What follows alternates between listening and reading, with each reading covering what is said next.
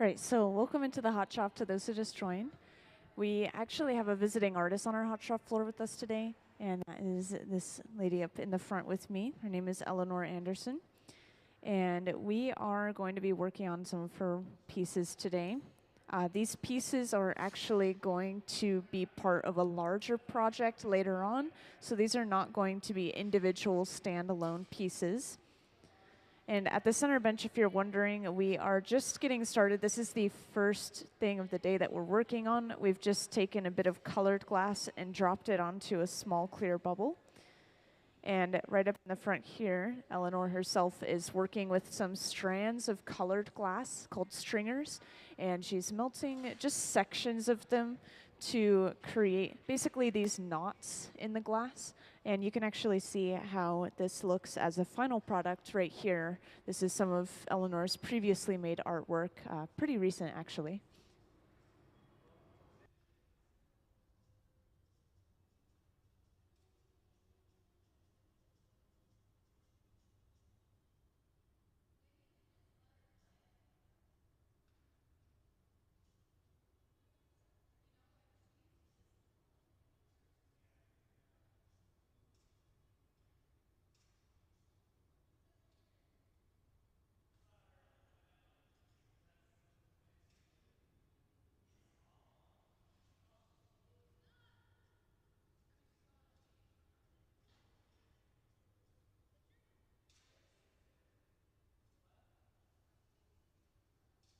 So once again, for those who are just joining in, right now we have a view on the screen of this table set up in the front here.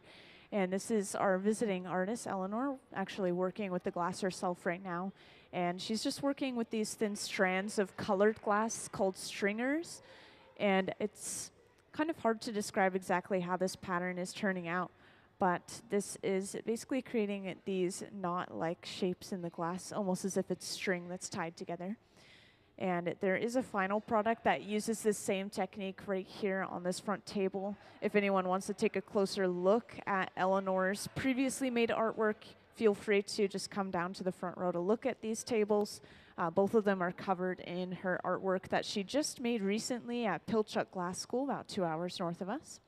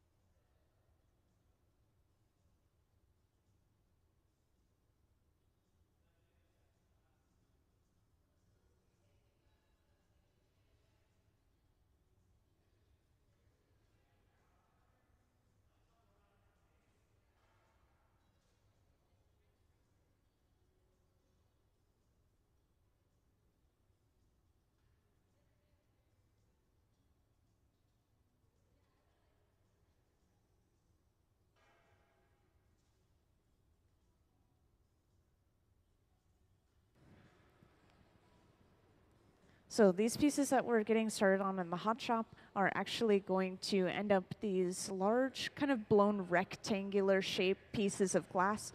We have a couple of sketches on the floor, but these are going to turn out a variety of different shapes and sizes. I've heard that some of them are going to be a little bit thinner, some of them are going to be taller, just to give a couple of little examples. And we are starting at 2 different benches at the same time. Sometimes you'll see us working at multiple furnaces, and this is just to be efficient, basically. So we're starting on multiple things at the same time. And just to give you all a little overview of the hot shop, just in case you haven't been in one before, I want to point out that our furnaces, they all run between 21 and 2300 degrees Fahrenheit.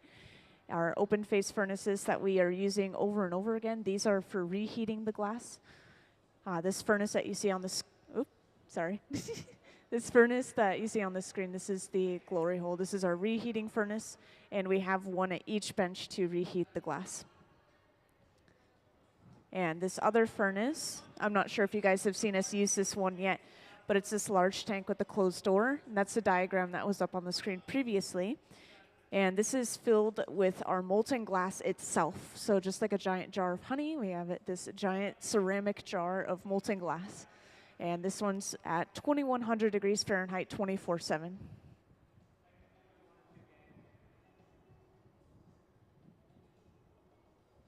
So whenever we're going into this furnace, we're just getting new layers of clear on top of what we already have. Just kind of building up some mass for the piece.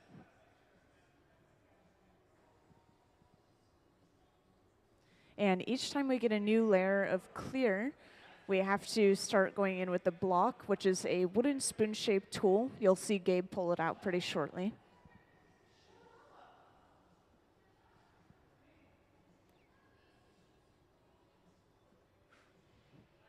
So once again, the block, this wooden spoon-shaped tool, this is going to smooth and even out this fresh layer of clear glass. It's going to make sure that the bubble blows out evenly from inside. And sometimes this process of getting new layers of clear and building upon that will have to happen multiple times in a row just to make sure we have enough glass for the project. So while they're building up those layers, I do want to talk a little bit more about our visiting artist. So once again, we have Eleanor Anderson, and she was the one that was up in the front working with this glass right here on this board. And she's actually a Pilchuck artist in residence. So once again, Pilchuck is a glass school 2 hours north of us. And this is a sort of partnership with the Museum of Glass in Pilchuck, where she was able to come here and continue to work on her artwork. And she actually works with a broad range of media. This is including textiles, ceramics, prints, and collage. And to show some of this off, could I have her slideshow up on the screen, please? Thank you. So up on the screen, there's going to be a slideshow going of Eleanor's previously made artwork.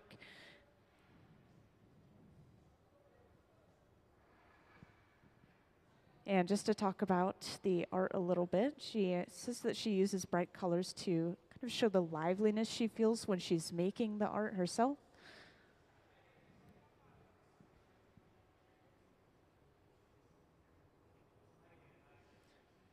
And I want to once again mention that we do have some pieces of furs down on these front two tables, and these were all made at Pilchuck Glass School. Once again, they are on display here for you all to see.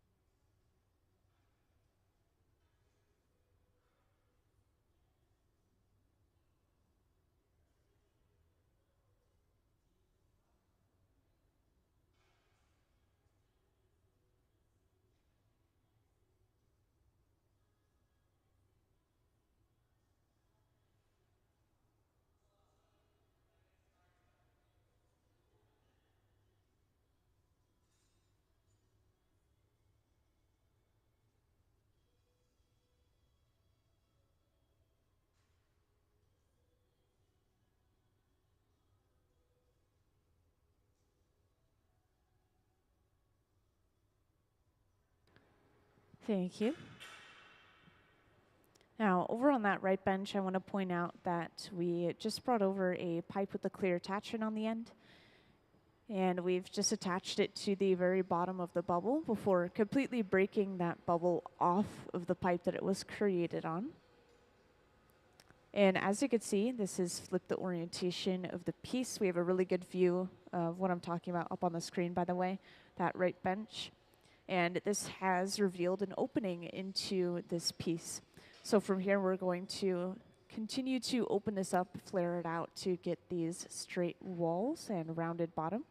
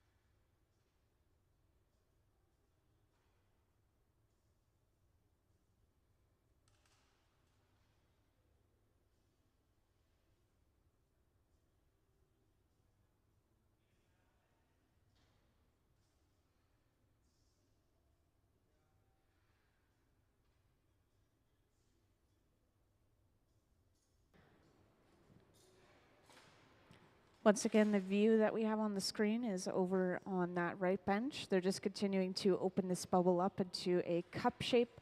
And at the center bench here, Gabe is working with a larger amount of glass, and he's just started to use a tool to pull out the end of the bubble.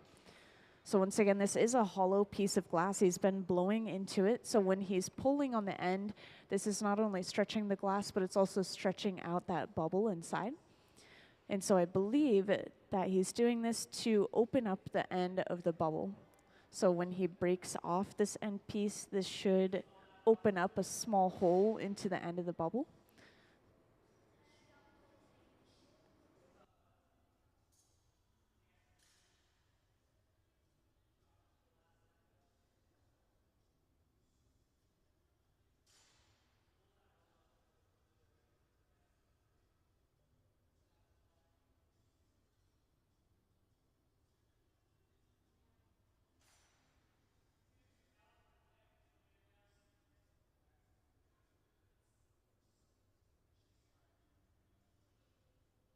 And I just want to mention, by the way, if anyone has any questions, please feel free to just grab my attention and let me know. And it could be questions for or about the visiting artists, or just about the glass in general, or the building that we're inside of, just to give a few examples.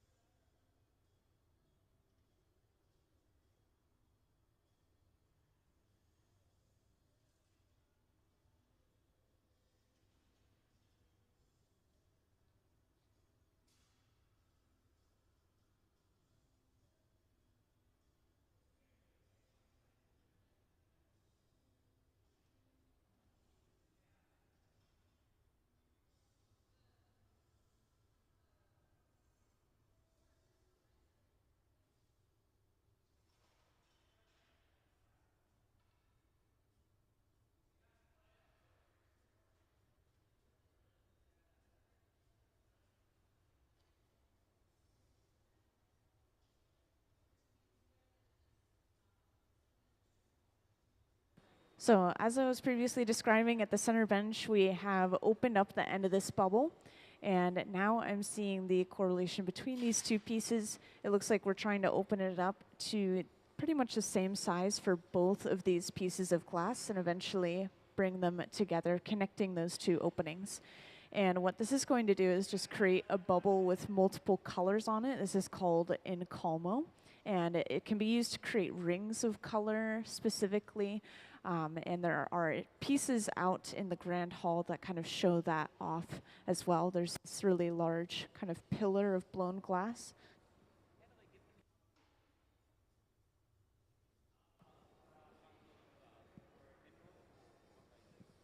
Yeah, so that's a good question. The way we get color in glass is through different metal oxides and minerals mixed into the glass itself. And we don't make that mixture ourselves. We actually get the color shipped in bar form. This is called color bar. And so we'll take a section of this and melt it down and use it in the hot shop. But yes, those colors themselves come from different metals and minerals.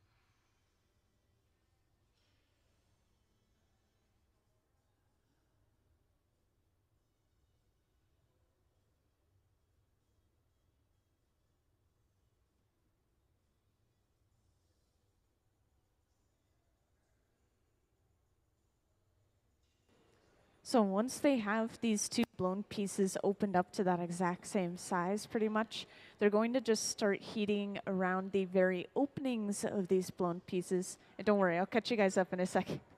But we're just heating up the very openings of these two blown pieces, so when we bring them together, that connection is basically molten hot, probably right around 2,000 degrees Fahrenheit, really, maybe a little bit under. So they've brought over the smaller cup of glass. Looks like maybe it wasn't quite the right size, so Gabe is going in real quick and closing that opening. And with all that residual heat, they're still able to connect these two pieces of glass together.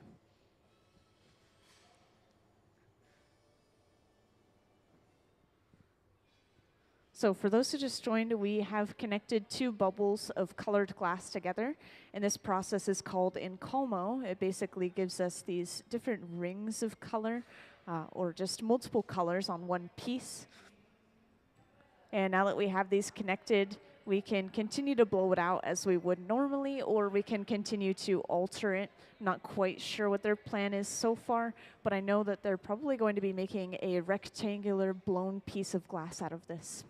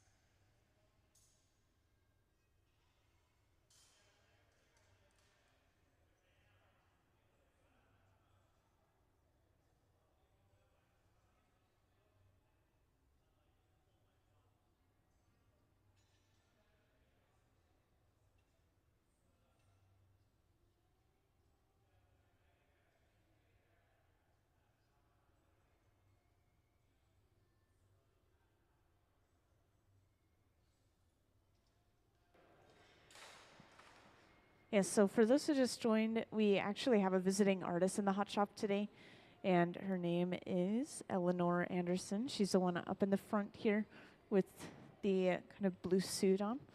And I just want to point out that she's actually a Pilchuck artist in residence, and Pilchuck is a glass school about 2 hours north of us. They kind of have a partnership with the Museum of Glass where this artist is able to come in and continue to work on her glass art in this hot shop here. These pieces on the front pedestal here, these were all made by our visiting artist very recently at Pilchuck Glass School itself.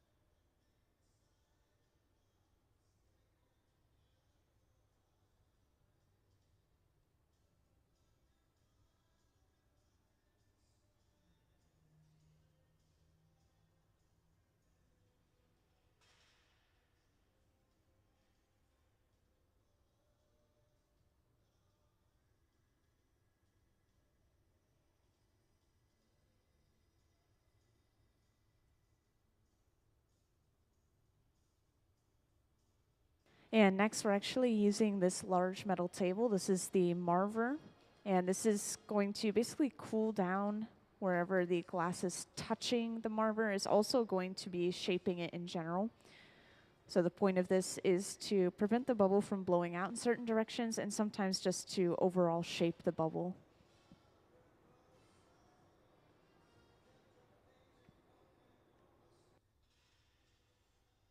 Yeah, when we're working with multiple colors, especially when they're side by side right next to each other like we have right now, the different colors actually will try to move differently from each other. They have slightly different softnesses to them, maybe slightly different melting points. And I know that white colored glass is actually the hardest, or one of the hardest colors.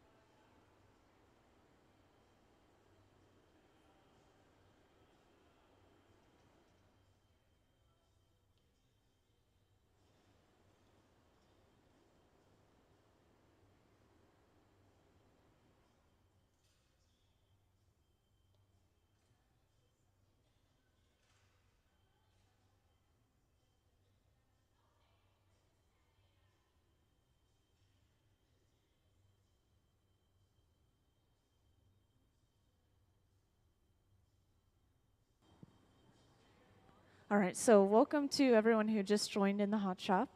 Today we actually have a visiting artist down on the hot shop floor. Her name is Eleanor Anderson. She's the one up in the front here, kind of watching the glass floors.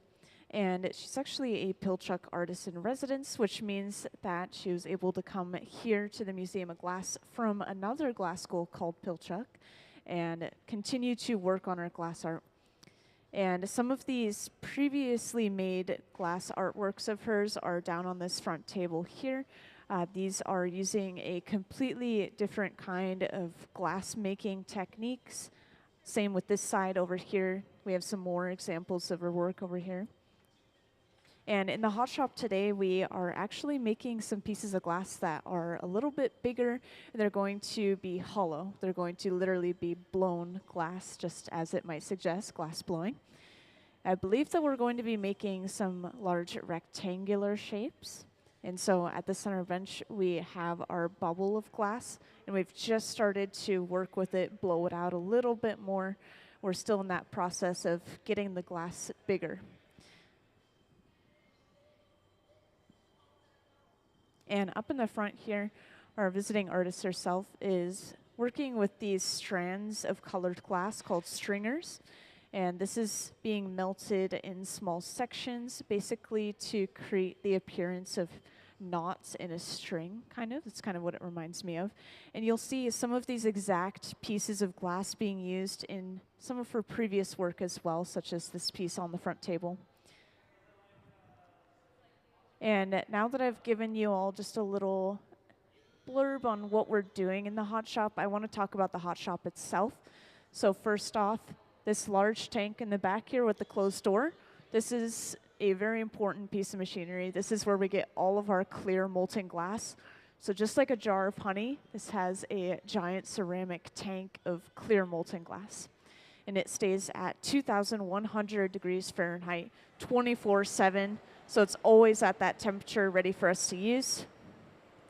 Our other furnaces, they actually run between 21 and 2,300 degrees Fahrenheit, so just a little bit warmer. And this torch that we're using, I know everyone always gets so excited about the torch, but it just runs around the same temperature as the furnaces themselves, right around 2,300 degrees Fahrenheit. But the torch will heat up sections of glass at a time instead of heating up the entire thing inside of the furnace.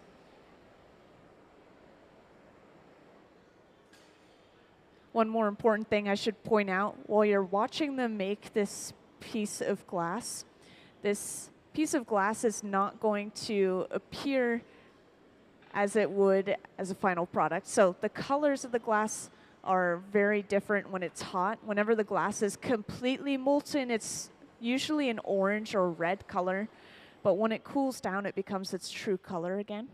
And I like to compare this to lava.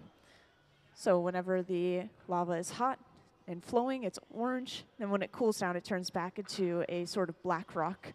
Same thing with glass. And at this point, we are starting to turn this into our rectangular shape. So to do this, we actually have to push on the glass from multiple sides at the same time. If we were to just push on the glass from one side at a time, the glass is going to push out in the other direction. It's kind of hard to describe, but that's just the way glass works because it is a liquid in this form.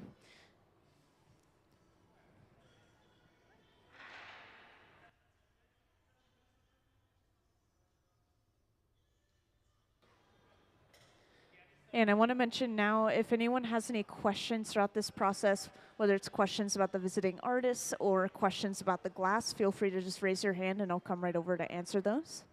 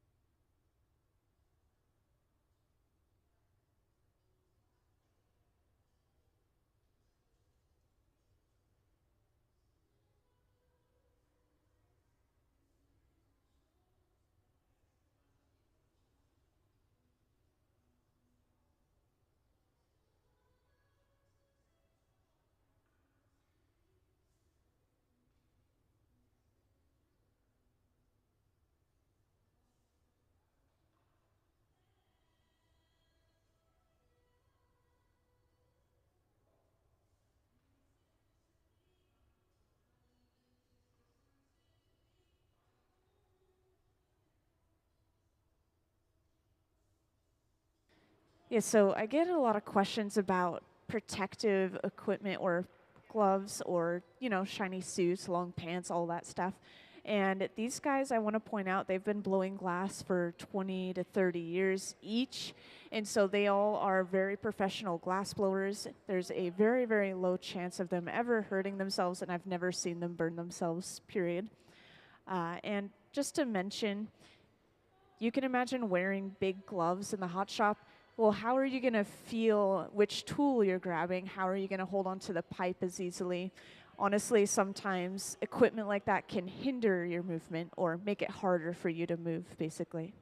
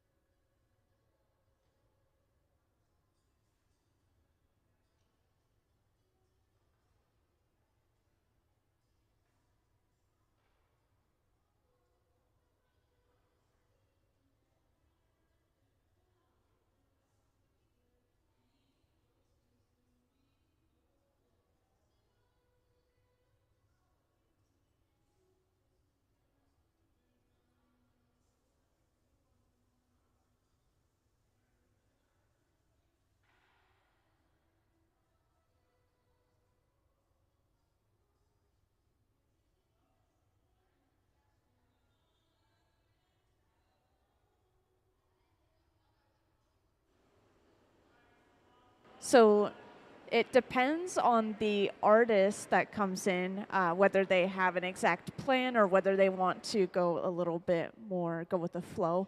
In this case, we do have a pretty exact plan. They know for sure that they want to create these rectangular, sort of box-like shapes. But as for the shapes themselves, maybe they will be creating a variety of them over time, and that might give them a little bit of freedom. They also have the colors that they want to be using laid out, so this is pretty controlled this time.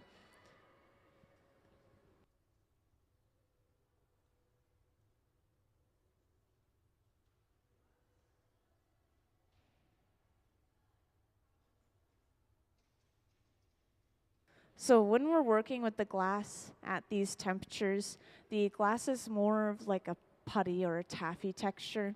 And as it cools down even more, it goes towards completely solid glass. So this area where the glass is connected to the pipe, that is the coldest area of the glass. And honestly, it's probably completely solid right there at this point, right around 1,000 degrees Fahrenheit, which is cold for glass, by the way. But yeah, the area that they're working with is definitely under 2,000 degrees Fahrenheit, which means it's moving very slowly.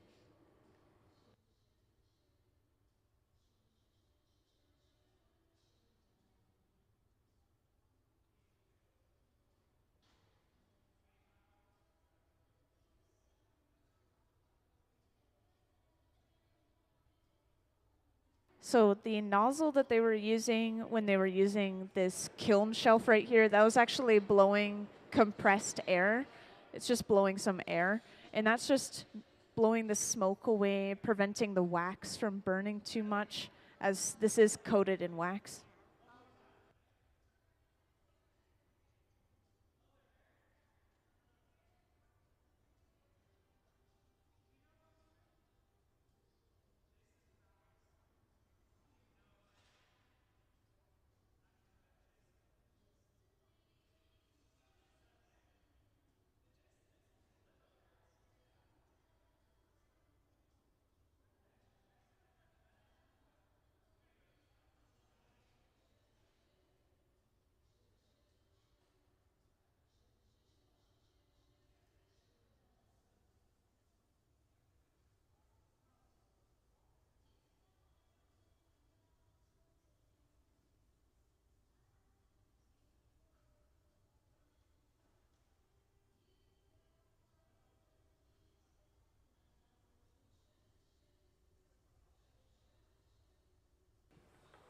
Yeah, so that's a really good question. What is this piece going to be used for?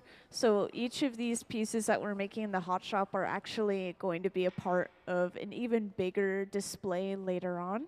And Eleanor was kind of talking about how she might use some of these, and it's seeming like they will be included among other pieces, whether that is glass or some other medias of art. So could I actually have the slideshow of our visiting artist artwork?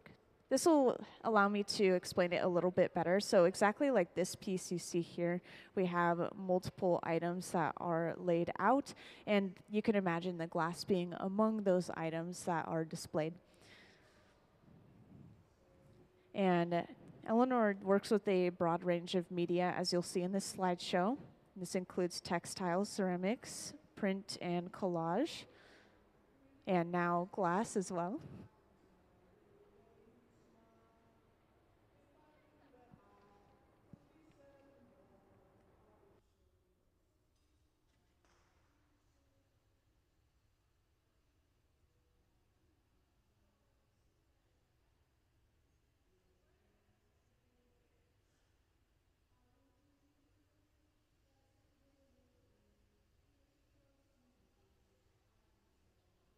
So this is something interesting that we don't see super often happening at the center bench right now. Gabe is going in with a drill. This has a tungsten bit in it. Tungsten is just a type of metal. And this is being heated up and pushed into the bottom of the piece. This is creating a small hole in the bottom, since this is a hollow piece. And this is really important because we're going to be bringing over another pipe. This has a clear attachment on the end that's going to be attached to the bottom of the piece. So in order to create a box-shaped piece of glass, we're going to have to close off all sides of the glass. And having this small hole is going to prevent the glass from creating a vacuum. And a vacuum is created when you have something that's completely sealed off, basically.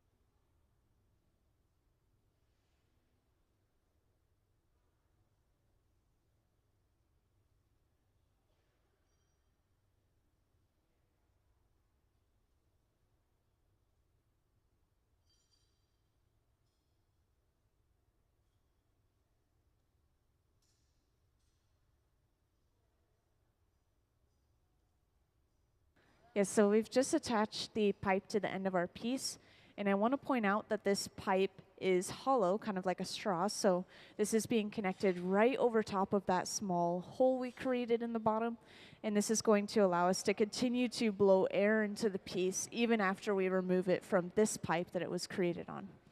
It's a little bit of a complex technique, so that means that we're going to be breaking this piece off in just a moment here.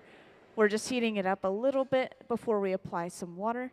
And that water is going to crack the glass from thermal shock. And then we tap the pipe, and that's all it takes to break a piece off. You'll see this happen again one more time when we break the piece off fully to put it away.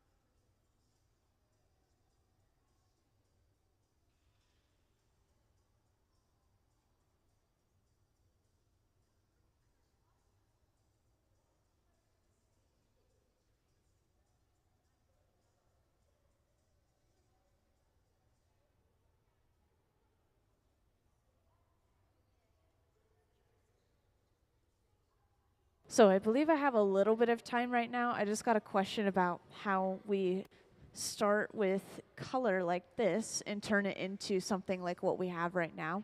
And so I do want to show a video that shows off that exact process. And the way that we got this color into our glass in the hot shop is through a process called a color drop or color overlay. So could I have the color overlay video, please?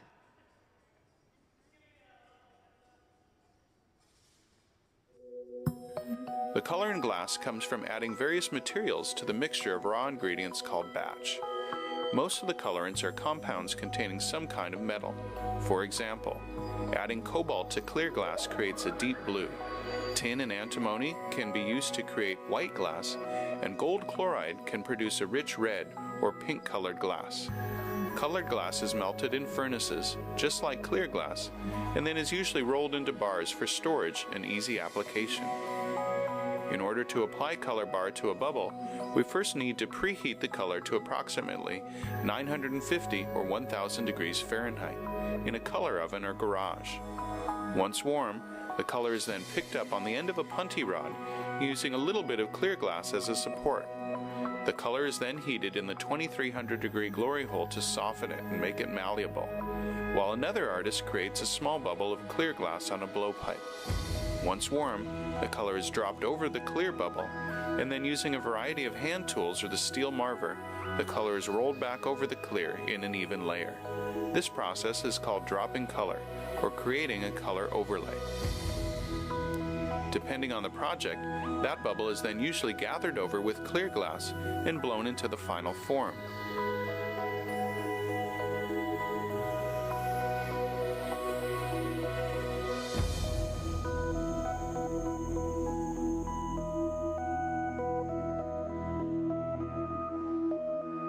The finished product may appear to be all made from colored glass, but when viewed in cross-section, we can see that there is only a thin layer of color sandwiched between many layers of clear glass.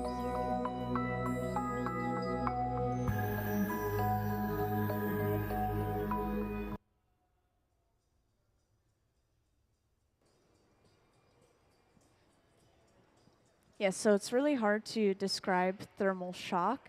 But once again, thermal shock is when you heat up or cool down a piece of glass too quickly. So we used on-purpose thermal shock to break the glass off of the pipe earlier.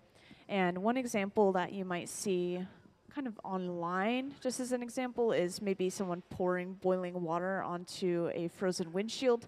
That's going to heat up the glass super quickly and crack it as well. So there's thermal shock happening in both ways.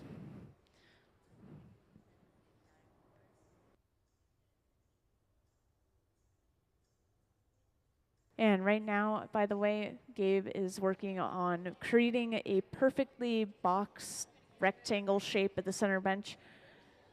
And that's why we had to break it off of that previous pipe, is so that we could make the other side match the first side we created. And we're doing that with a couple of corkwood paddles, so you can see them burning quite a bit. But it's really important to use wooden tools, even if they do burn, just because wood is an insulating material. And the best way I can describe this is if you sit on a wooden bench, it doesn't feel very cold because it's not pulling a lot of heat out of your body. But if you sit on a metal bench, it feels cold because it is pulling heat out of your body. So if we use a metal tool on the glass, it cools the glass down. If we use a wood tool on the glass, it allows the glass to stay hot.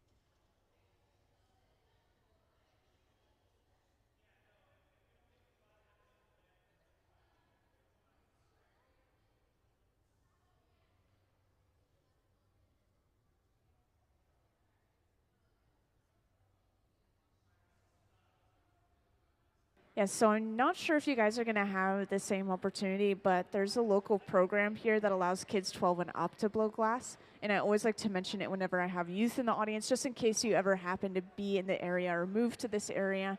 So yeah, it's a completely free program. I started at 15, so I've been blowing glass on and off for about 7 years. It's a really good program, and I highly recommend it.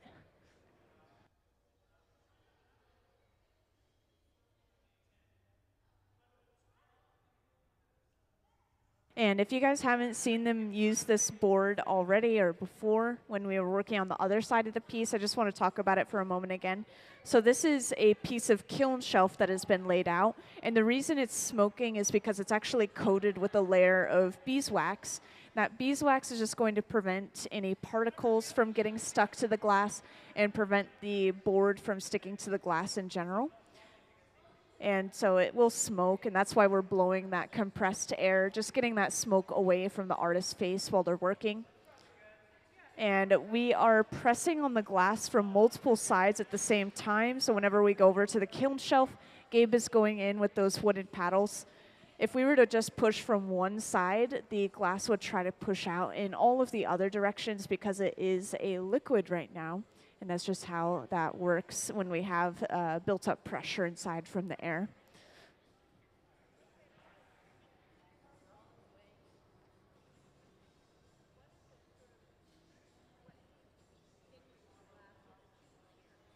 Yeah, so up in the front, our visiting artist herself, Eleanor, is working with these strands or strings of colored glass.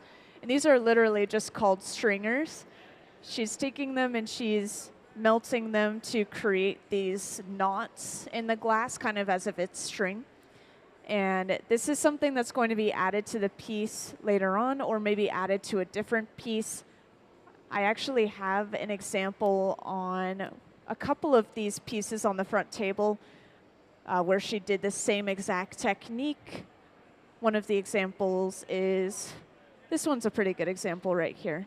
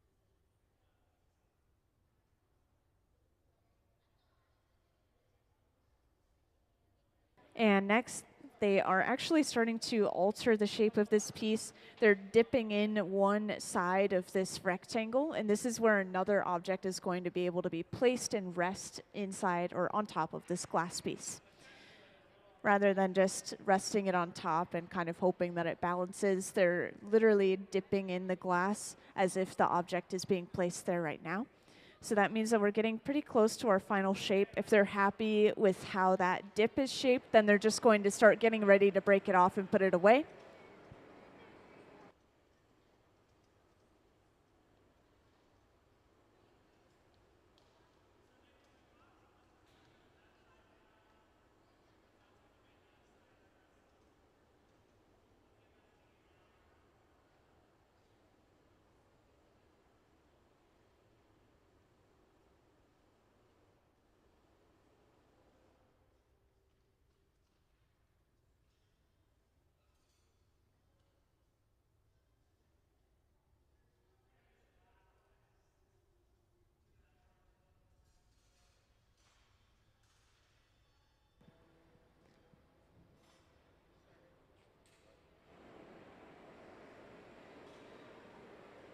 And at the front here, Eleanor's working with the strands of colored glass again. And I just want to point out this torch that she's using. This is kind of like a flame working torch. Flame working is when you're working with a small flame and smaller pieces of glass than the hot shop.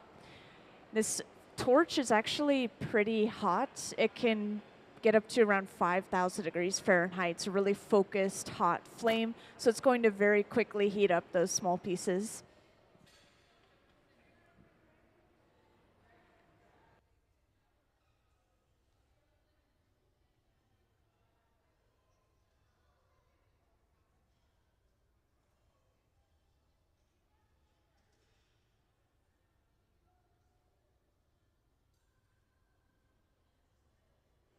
And at this point, we are getting ready to break it off once again. So we're just torching this connecting area where the glass is connected to the pipe. And once they start to see a little bit of movement, that's when they know they can go ahead and apply a little bit of water, crack that area of the glass just like last time, and then tap the pipe to fully break it off. This is going to be carried with a pair of Kevlar gloves, the same material as firefighting suits, to be put away and slowly cool down.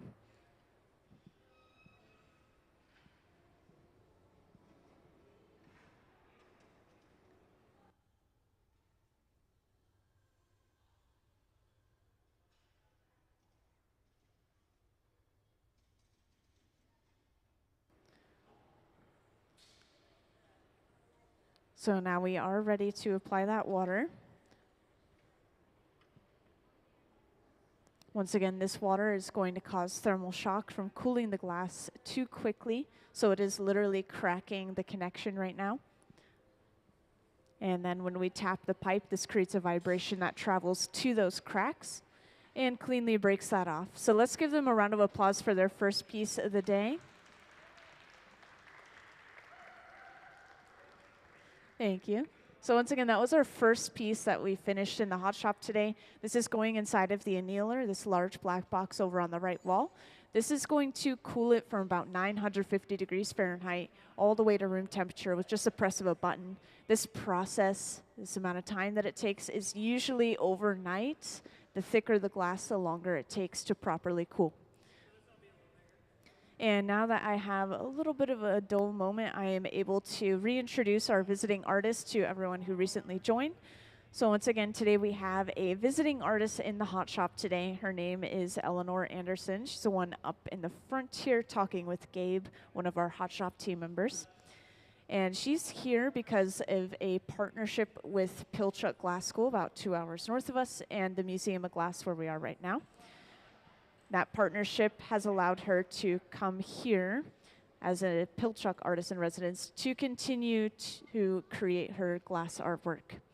And she actually has a bunch of pieces on display on this front table here to my right, your left, and then over on this side as well. And these are all using very different techniques to create these different pieces. If you guys have any questions about any of these specific pieces, feel free to raise your hand and grab my attention. And then, of course, I want to give you all a little overview of the hot shop itself just before they get started. So you're going to see us use this large tank with the closed door quite a bit pretty soon here. And this is where we're getting all of our clear molten glass. So just like a jar of honey, this is a giant ceramic jar of molten glass.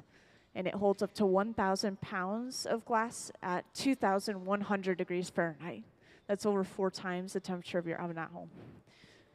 In these other furnaces we have, you can see we have 2 of them on, one at the center bench, one over on the right bench, and these are for reheating the glass only. There's nothing physically inside of them other than fire, basically.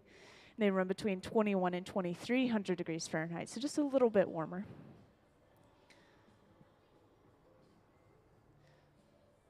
And at the front here, if I haven't pointed out to the new crowd already, once again, this is Eleanor, a visiting artist, and she's working with these smaller pieces of glass called stringers. And these are going to be used to add details to our other pieces of glass later on.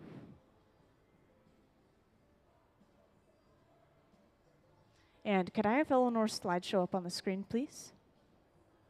Thank you. So for those who haven't seen it yet, up on the screen, I'm going to have a slideshow going of our visiting artist artwork.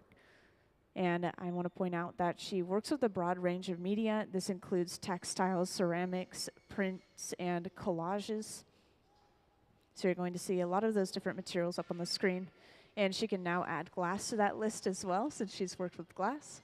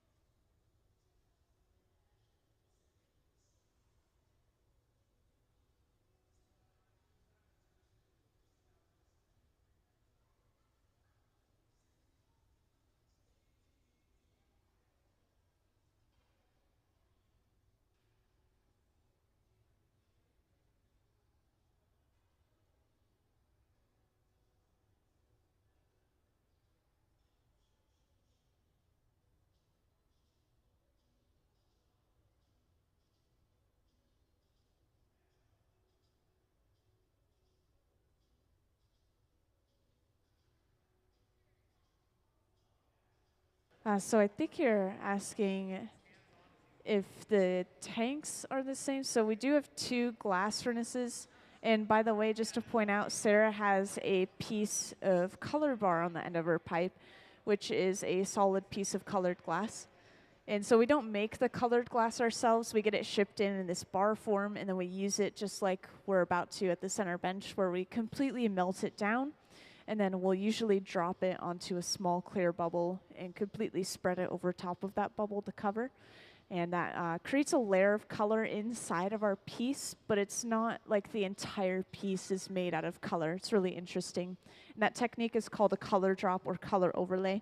You'll be seeing that pretty soon. I believe Nick is creating the bubble over on the right bench, and Sarah's just melting down that color.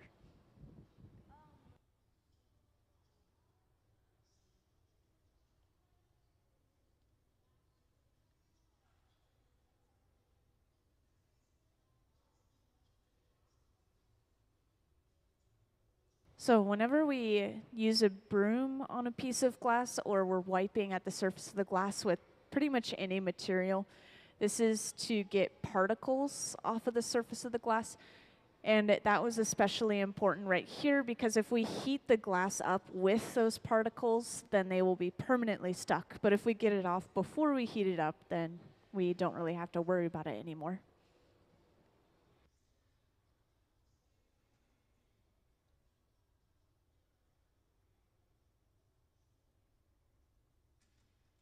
So I've gotten that question today. The best way I could answer that, why don't they wear gloves or other protective equipment, is they have been blowing glass, working with glass for 20 to 30 years. They are professional glass artists, glass blowers. And as long as you're not touching the glass itself or any hot part of the tool, you're perfectly fine. And honestly, sometimes certain amounts of clothing or protection can hinder your movements.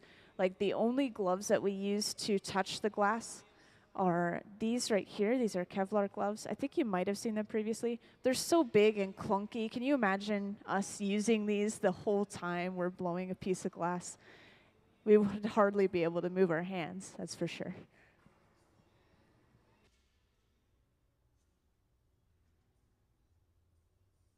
So actually, everybody's glass journey is completely different. Some people just know other people who blow glass or have their own studio, and so they're able to just make that connection and start themselves. Sometimes you can go to a specific college and they have a glass blowing class. Sometimes you can go to a specific glass school, like I was mentioning earlier, Pilchuck, about 2 hours north of us. So there's just so many ways to get into it as an adult. When it comes to youth, though, there's a program that I love to mention. I know you guys aren't local, but if you ever become local in Tacoma, you guys can actually start blowing glass at the age of 12 and up. And this is through a program called Hilltop Artists. It's something I went through personally starting at 15. And so I recommend keeping that in your mind. It's a free program.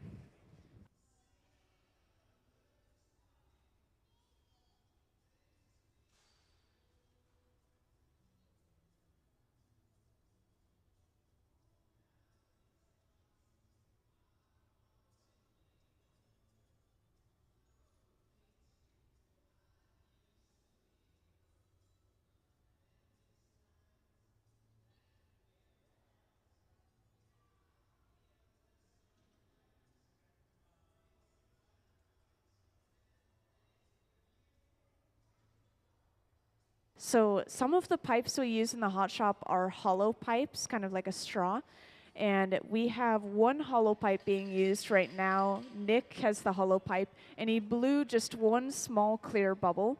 And he hasn't blown it any further than that right now because he's waiting for this color to be added first, and then he can start to expand the bubble a little bit more. And we only want to expand the bubble so much in a certain amount of glass. So the bigger the piece is, the more we can blow that bubble out. And so you'll see us doing that quite a bit later on. But yes, that's where the glass blowing part comes in, because we will be blowing this glass.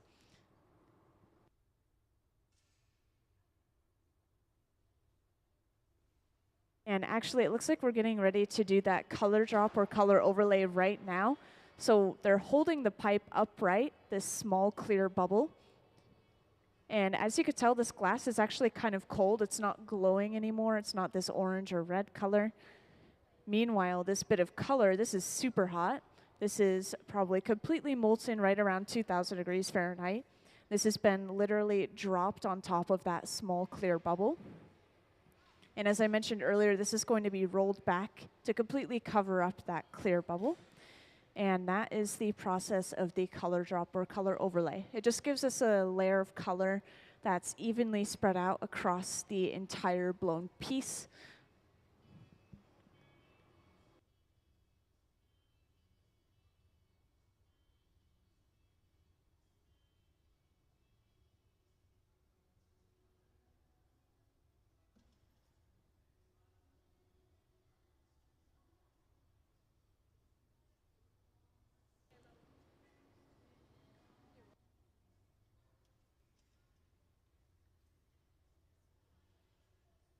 Well, to get air inside of the glass, just as I was describing earlier, some of these pipes are kind of like a straw.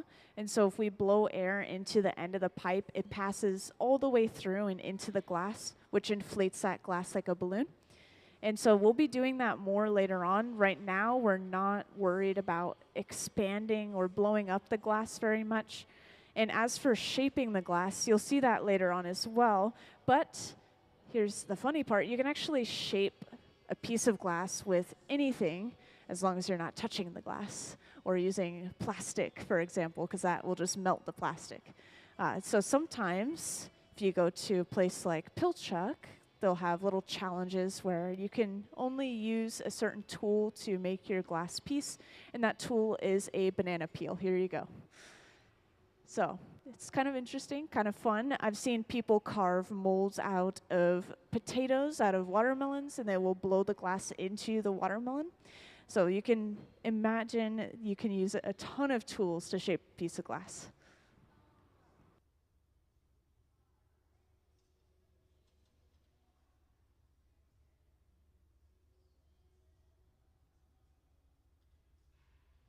So the biggest piece of glass I've ever seen made in this hot shop was an 80-pound clear glass bell jar. If you don't know what a bell jar is, it's basically a clear glass dome that you use to cover another object, kind of like Rose and Lady and the Beast or something. Or sorry, wait, is that correct? Maybe. I don't know. You get it. So it's a bell jar, and it is so large that some of you guys could probably crawl inside of it and curl up.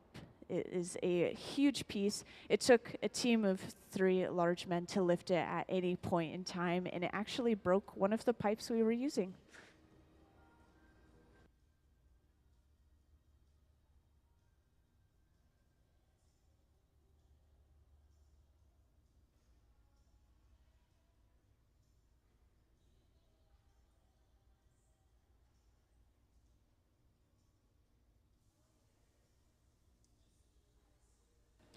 So some of the items here in the Museum of Glass were made at the Museum of Glass, and the pieces on the bridge of glass, those are all made by a specific artist named Chihuly, Dale Chihuly. And a lot of those pieces actually were not made here at the museum because that bridge was built when the museum was built as well. They both opened in 2002, pretty much. So there's no way that we could have made those pieces here if they were all being placed up at the same time.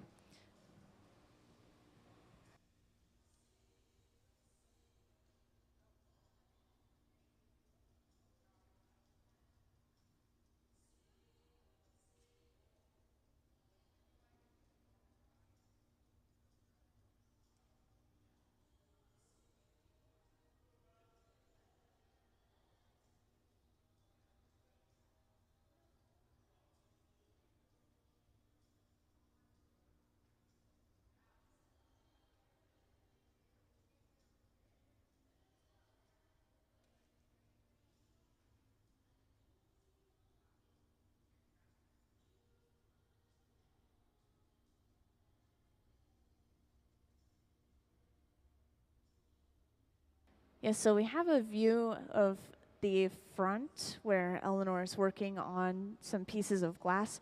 It's hard to explain exactly what she's making, but as you can see, we have these strands of colored glass. These are called stringers, and she's just melting really small sections of them and kind of allowing it to curl up onto itself. And this is creating the appearance of taking a string and knotting it on itself over and over again. And these pieces of glass will be used for some other bigger pieces later on. If you want an example of how those pieces of glass turn out, we actually have a piece right here on the front table that has those exact same patterns on it. And you guys are allowed to come down to the front if you ask those that you're with.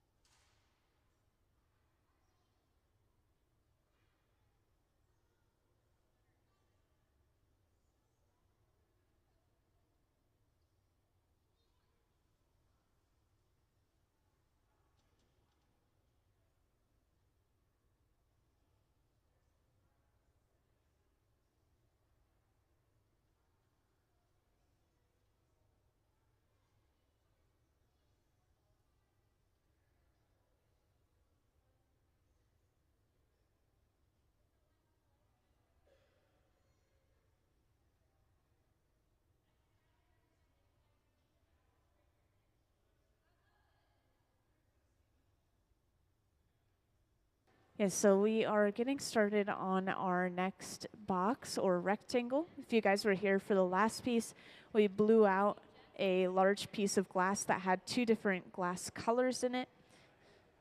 And we are probably going to do something pretty similar. Maybe we'll use just a single color this time. These pieces are relatively planned, as someone was asking me earlier if these pieces are planned or if they're just kind of going with the flow. And they are mostly going based off of a plan, which is making these rectangular boxes. The only thing that may be a little unplanned is they're trying to make a variety of shapes within those rectangular shapes, as well as creating these little dips on the surface of the rectangle for other objects to sit. So many pieces coming into one. So since these guys have been blowing glass 20 to 30 years individually, they are very professional, and because of that, they don't often break anything.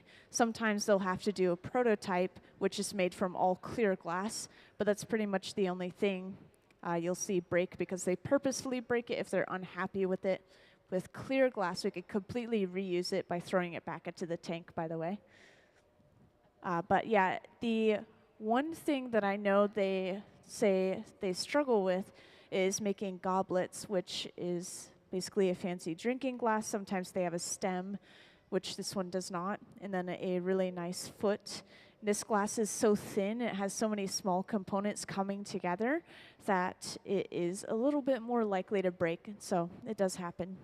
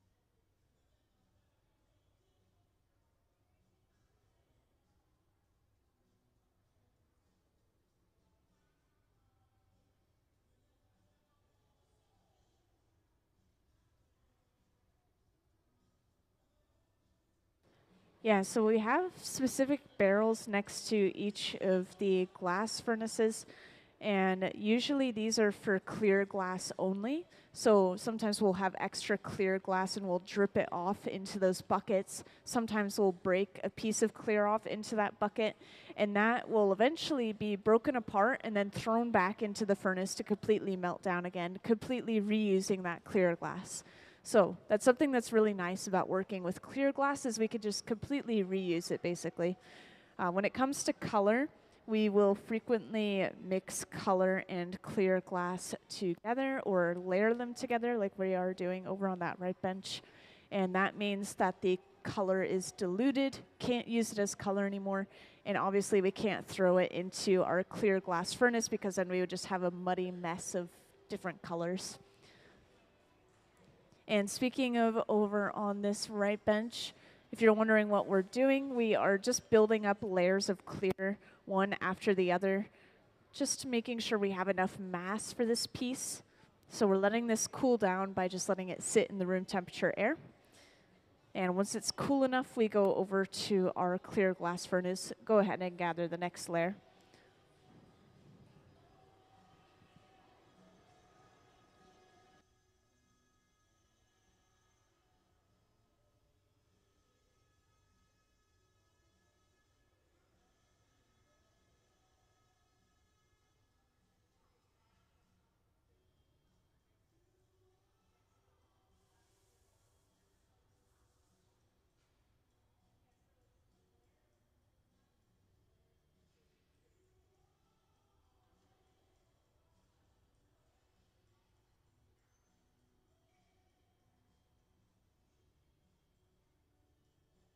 Yes, so just talking about the color and the clear that we have over on that right bench. If you guys were here for the very beginning, we had just a single small gather of clear, which we then turned into a bubble. And then we took a piece of color bar, and it was a pretty large piece, honestly, maybe about this size, and we melted it down completely. This is just solid colored glass, by the way, called color bar. And we melt it down, drop it on top of that small clear bubble and spread it over top. And we're just now gathering layer after layer of clear, building up mass. Each time we do so, we are expanding the bubble a little bit inside as well. But if you were to look at the cross section of this glass, you would see just a thin layer of color, and it's sandwiched between many layers of clear glass. And that same thing applies to pretty much any other solid colored piece of glass you would see.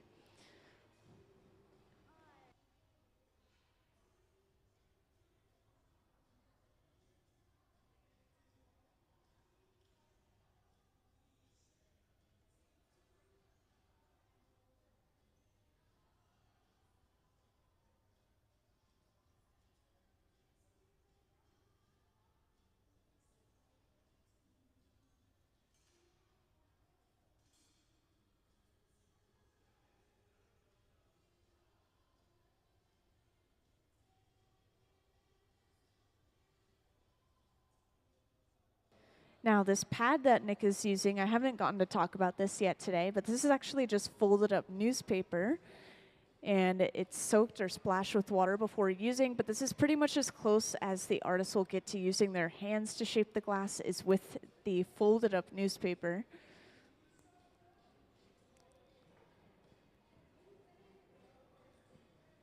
We'll usually start our bubbles and our projects on the side benches like we are right now. Once we have all the glass we need, we then move it over to the center bench and start to fully blow it out and turn it into its final form, which once again is going to be a blown box or rectangle.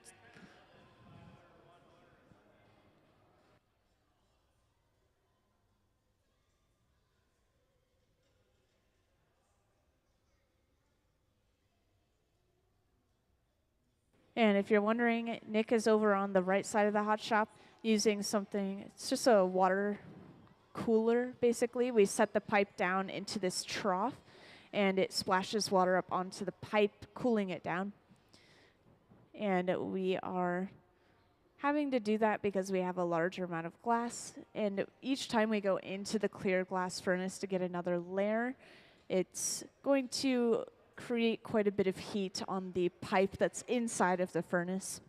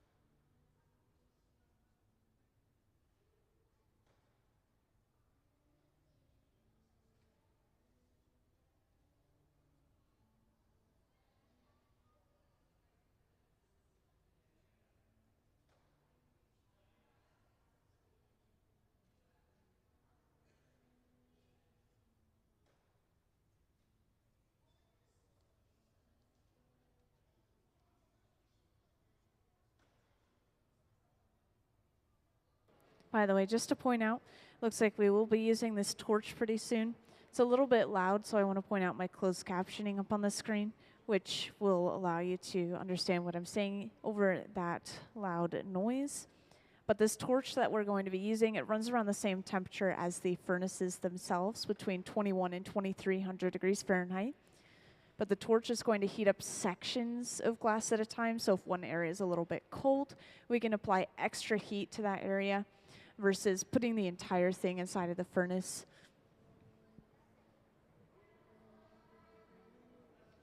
And once again, these wooden spoon-shaped tools, these are blocks, and we are smoothing and evening the surface of the glass out with these, just making sure that the bubble blows out evenly from inside.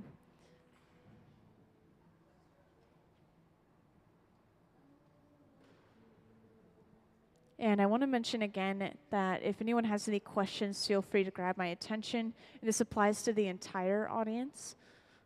And that could be questions about the visiting artists, about the glass itself, about the museum.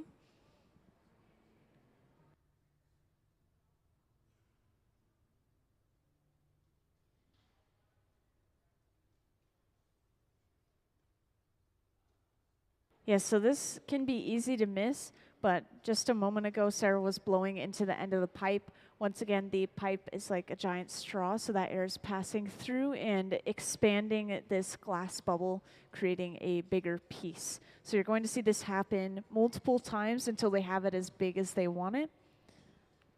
By the way, when we hang the glass down like this is using gravity as a tool. It's just stretching that glass out by pulling it towards the floor.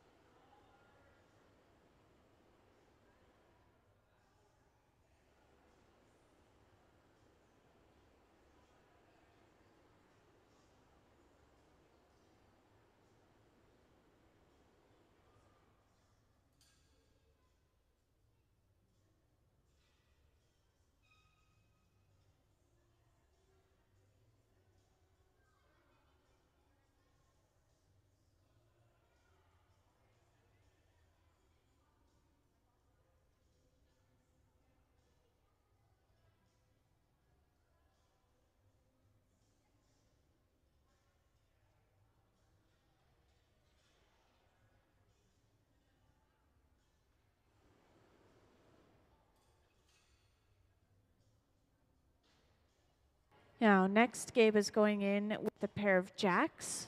The jacks are these two metal blades in his hand, and he's actually creating something called the jack line. This line or divot that he's creating is where we're going to break this piece off of the pipe later on. And he's creating this just where the color ends, basically. We want to make sure that the entire piece is made of color.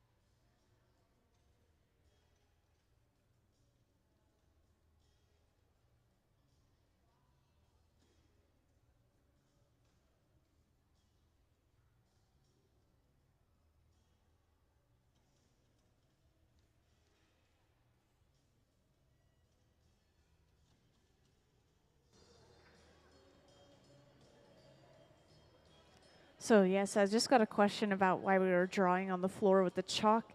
This is just a reference to what we're creating right now. Once again, we're trying to create a sort of rectangular box-shaped piece of glass. And we've already created one of these today. This is our second piece of the day that we're working on.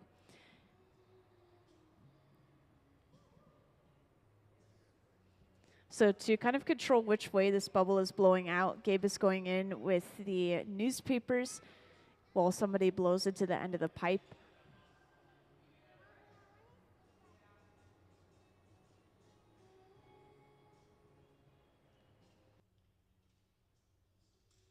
And up in the front here, we have our visiting artist herself. I want to talk about her for a little bit. So Eleanor Anderson, there is a little bit of information about her in your pamphlet that you may have received at the front. But she's actually here because of a partnership between Pilchuck Glass School, which is 2 hours north of us, and the Museum of Glass, where she's able to come in and continue her glass artwork because she was an artist in residence at Pilchuck. And so these pieces on the front tables here and the front pedestals, well, not that one, this front pedestal, these were all made by her during the Pilchuck residency. And her work usually includes a broad range of media. This includes textiles, ceramics, prints, and collages. And could I have that slideshow up on the screen briefly, please? Thank you. So I just want to show off at least a few slides of her previously made artwork. And a lot of these images are not including glass, but now she can add glass to her list of mediums that she uses.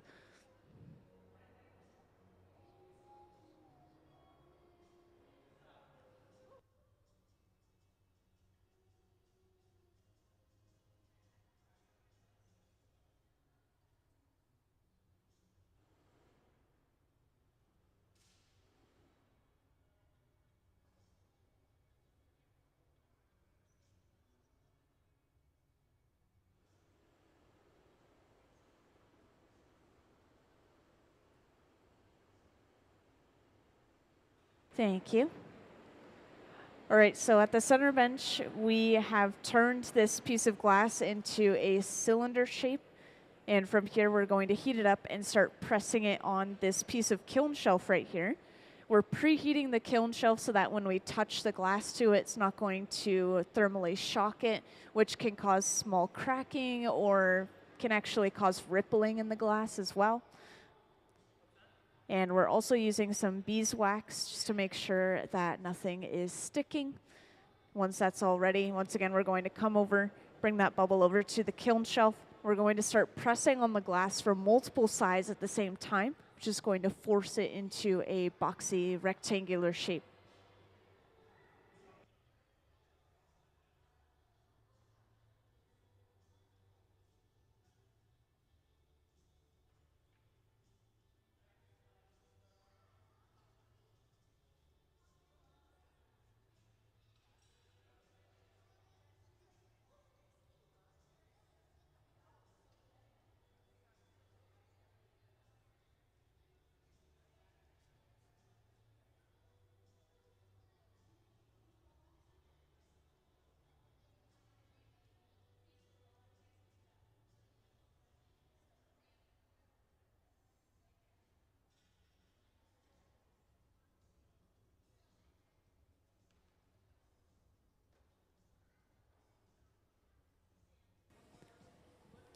So once again, we're on this kiln shelf and we're applying pressure using 2 wooden paddles.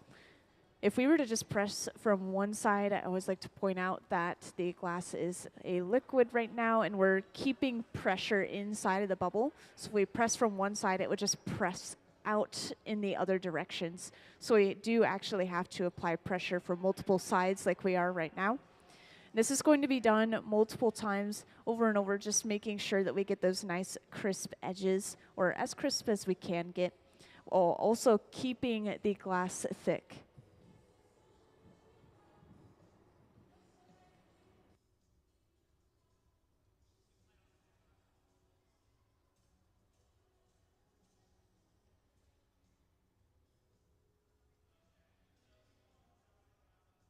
And welcome to everyone who just joined in. I want to give you all a little overview, kind of explain what we have going on today. So we actually do have a visiting artist in the hot shop. I was just talking about her to our audience a moment ago. This is Eleanor Anderson up in the front with me. And these are her designs, these pieces that we're making in the hot shop today with our Museum of Glass hot shop team. And these pieces are actually not standalone, so they're not going to be displayed by themselves, but they're going to be displayed among other items and objects to create one larger display.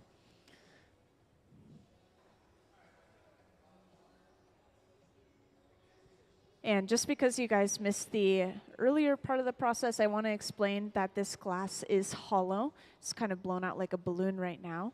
So if we were to look at the inside of this piece, you would see that the walls of the glass are actually relatively thin. And this furnace that we're using, just to talk about the heat, this is a question I get a lot.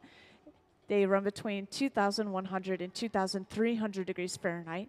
That's over 4 times the heat of your oven at home. So these pieces of glass will get up to that temperature, get completely molten to the texture of honey, and then from there we can start working with the glass.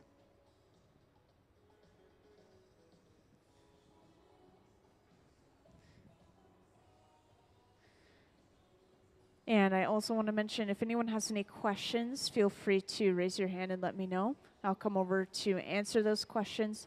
It could be questions about the glass and the process. It could be questions about our visiting artists. It could be questions about the museum and the building. Any question is fine. And that applies to the entire audience, by the way.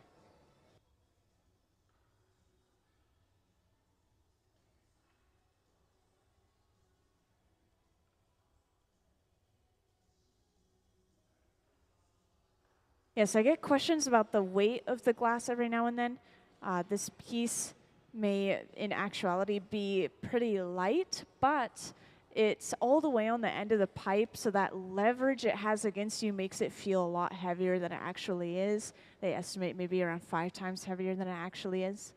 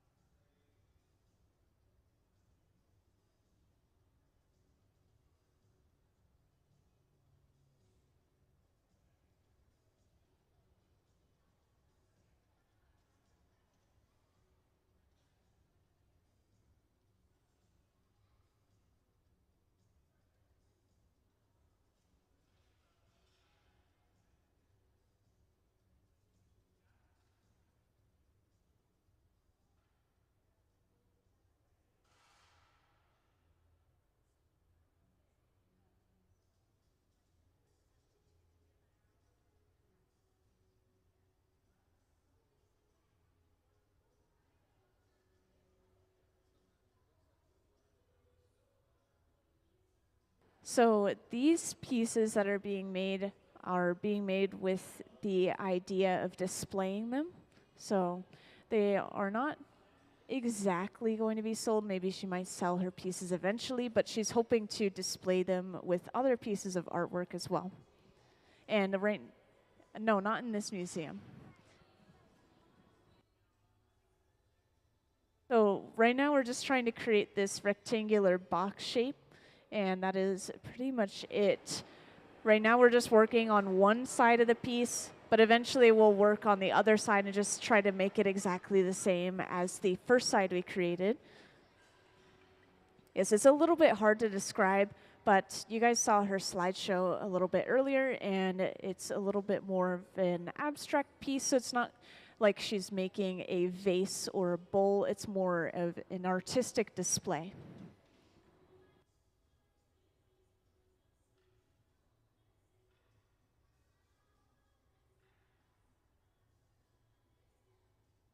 So the reason we don't wear gloves or protective equipment in the hot shop is for a few different reasons I like to mention. So these guys are professional glass artists. They've been working with glass for 20 to 30 years each. And because of that, they know how to be really safe with the glass, of course. But on top of that, I want to pull out one glove that we use for touching the glass. Can you imagine us working with these on? Probably not. It would be really difficult. It would make it hard to move. And so honestly, they would be safer without wearing pieces of gloves and clothing like that. It's kind of hard to describe, but right now they're able to move very freely, and they're able to keep themselves cool by wearing t-shirts and shorts.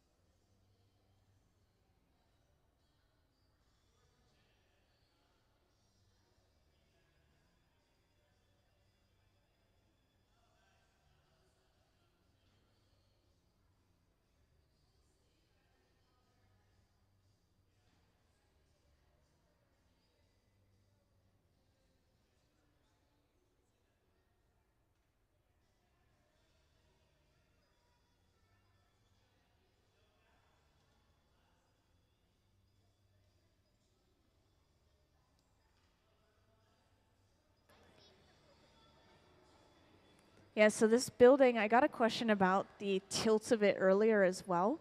But the reason for that is to give us a little bit more floor space, I was told.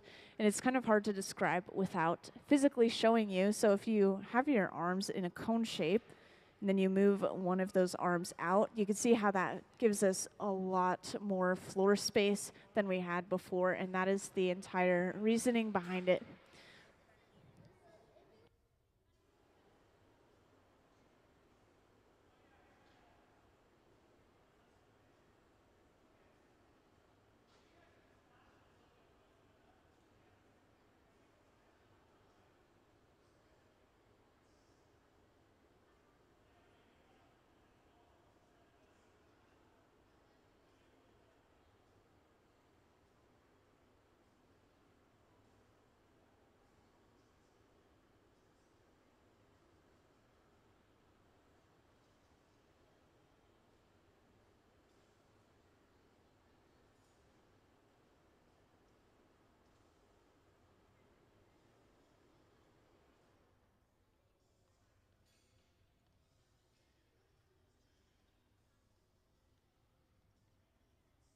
So there's actually many different kinds of glass, and the type of glass that we use for prescription glasses, the type of glass that we use for car windshields, the type of glass we use in the hot shop, the type of glass that's used for beakers, they are all each individually their own completely separate mixture. It's really interesting. And if we mix those glasses together, and this is the reason why we don't use recycled glasses or recycled bottles, is they are not compatible, and they will crack or even explode away from each other if we mix them together.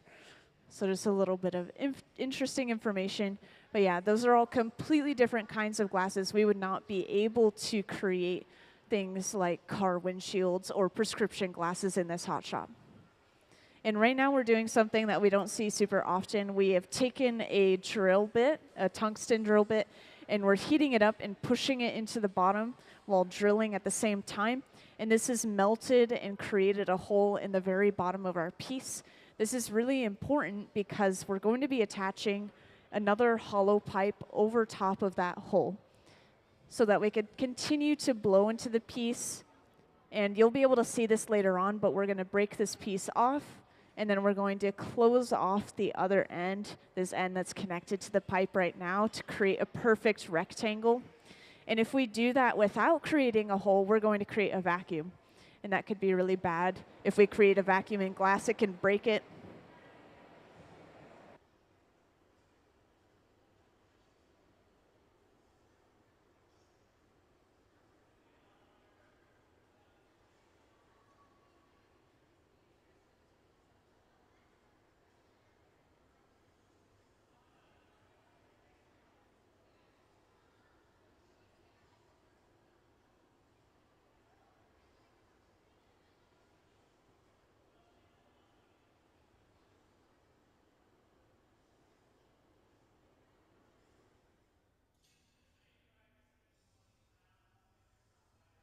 Yes, so up in the front here, Eleanor is laying out all of these individual little pieces of design glass that she created out of the stringers, those strands of color.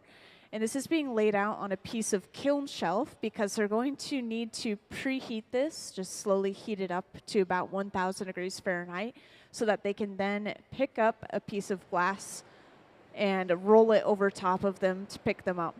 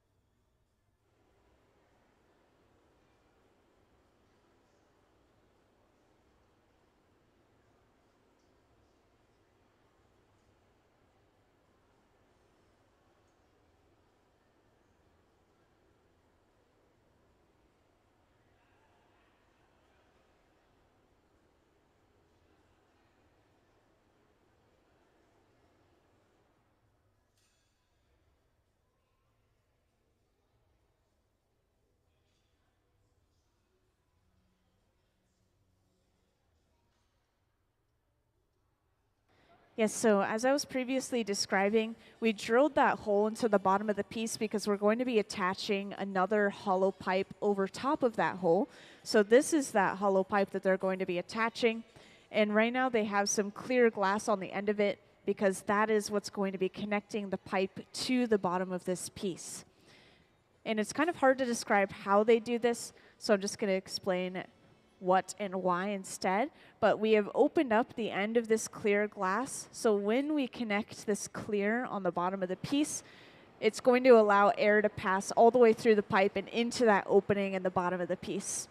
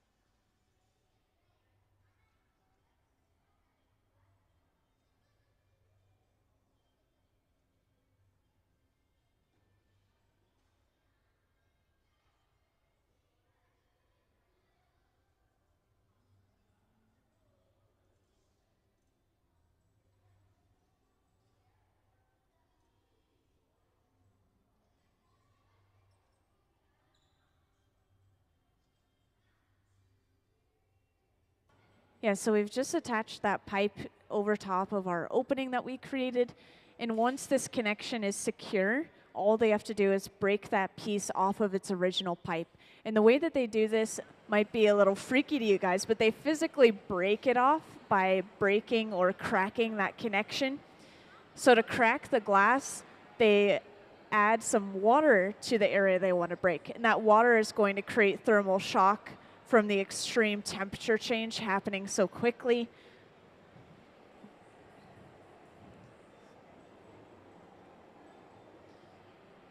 Right now they're heating up the glass around where they're going to break it, just so that when they crack the glass, that cracks don't travel.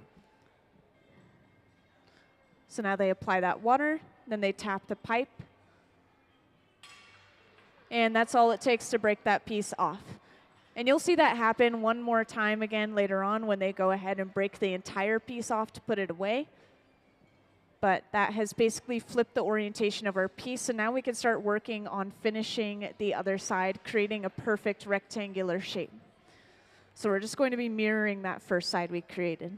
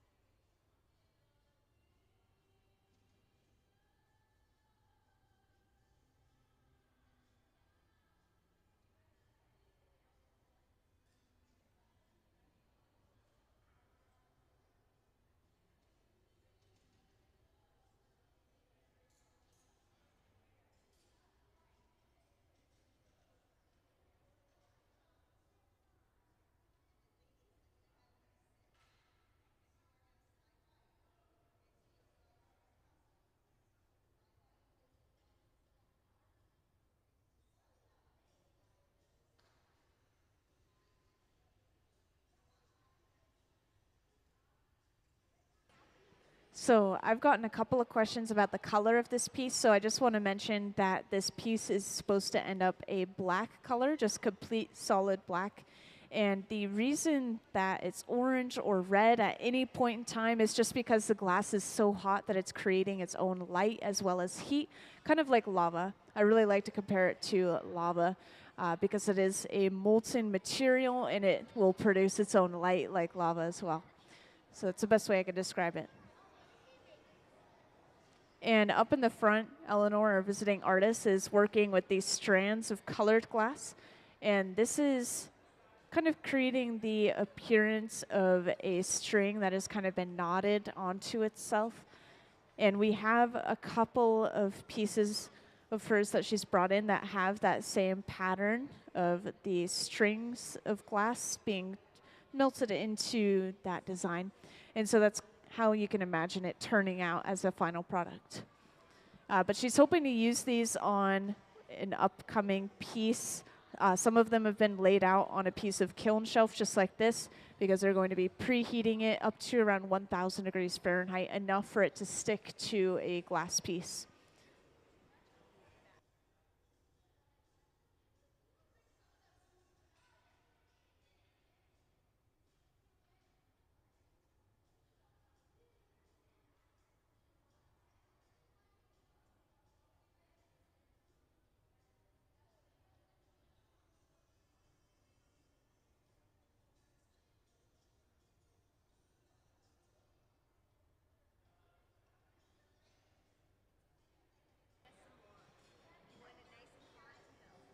Yeah, so the best way I could describe it is we are going to heat it up on this tray, then we'll lay the tray out, and we'll probably bring over a piece of glass and kind of roll it over top of them to pick them up. That's usually what we do, but we'll see. Since these pieces of glass are very fine, we have to make sure we don't heat them up so much that they're just melting onto the plate.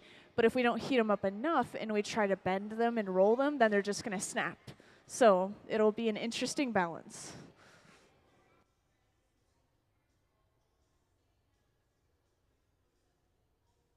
Actually, yes, a lot of our wooden tools are made out of fruit wood, such as cherry wood, because it's a little bit slower burning. And by the way, most of our tools are kept in water 24/7 so that they're completely saturated and burn slower.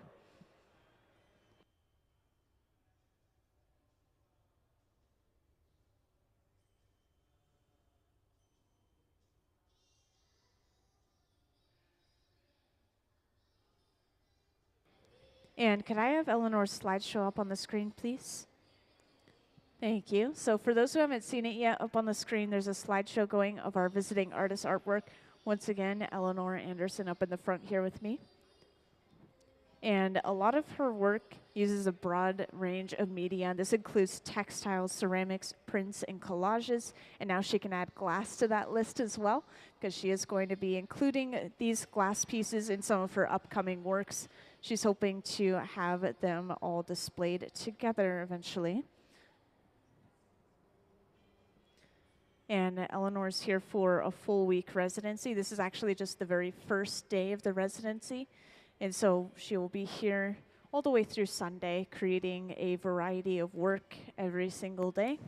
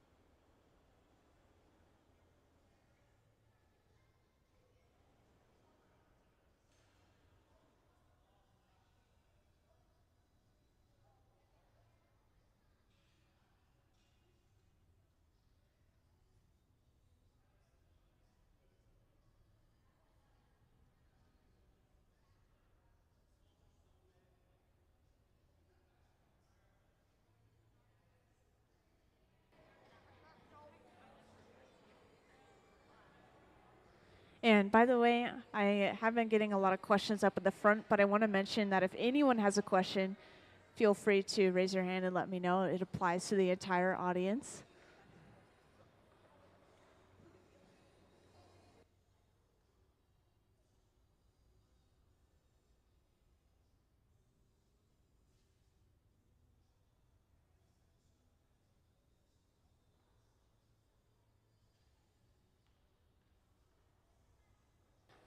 So this piece of kiln shelf that we're setting the glass on top of is coated in a layer of beeswax. And so this is going to burn and just create a little bit of a smoke whenever we're pressing the glass against it, because it's just instantly burning from that 1 to 2,000 degree Fahrenheit glass.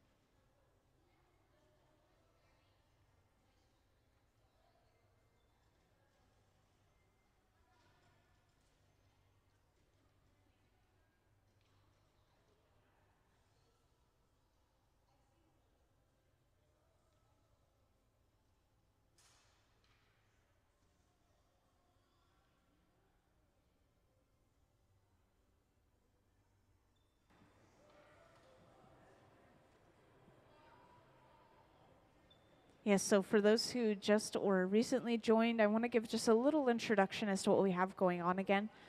So once again, we do have a visiting artist. Her name is Eleanor Anderson. There should be a little bit of information about her in your pamphlet that you received at the front. She's the one in the full blue outfit in the back there. And she's actually here because of a partnership between Pilchuck Glass School, a glass school 2 hours north of us, and the Museum of Glass here, where they will send Pilchuck artists and residents to the Museum of Glass to continue to work on their glass art. So all these pieces on the front tables here, these were made by Eleanor during her residency at Pilchuck, but she's come here to continue to work with the glass. And everyone else down on this floor, I always get questions about who the team is, whether they have brought them in.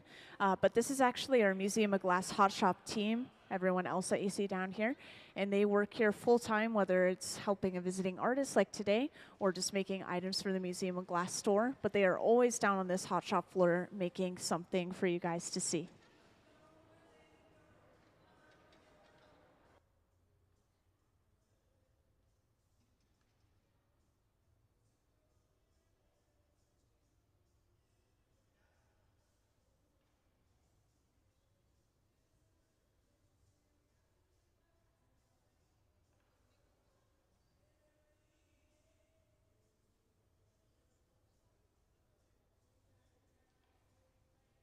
So the best way I could describe the shape is they are simply making a rectangular box, and this is eventually going to be displayed among other pieces. Did you guys see the artist slideshow yet? No? Could I have that up on the screen, please, while I talk about Eleanor's art? Thank you. So I'll point out a couple of specific slides that Eleanor pointed out to me where she can imagine glass among these other pieces. So let's see.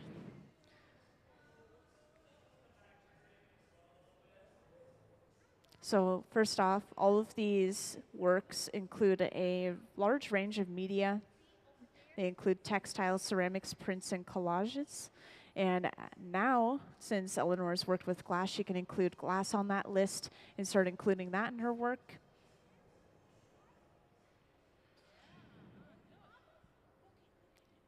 So some of these pieces or displays are, oh, it didn't show the ones I wanted. Darn, that's sad.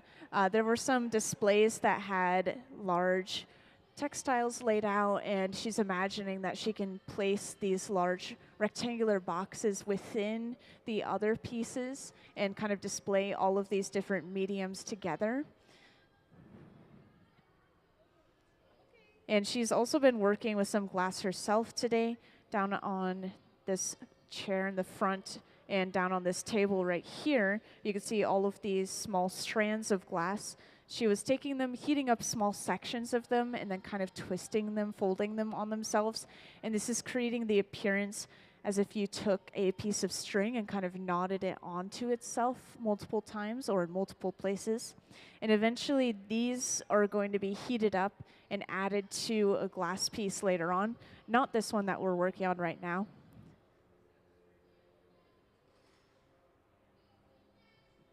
But yeah, these pieces are being made with the goal of displaying them eventually, once again, among some of her other works, her other mediums.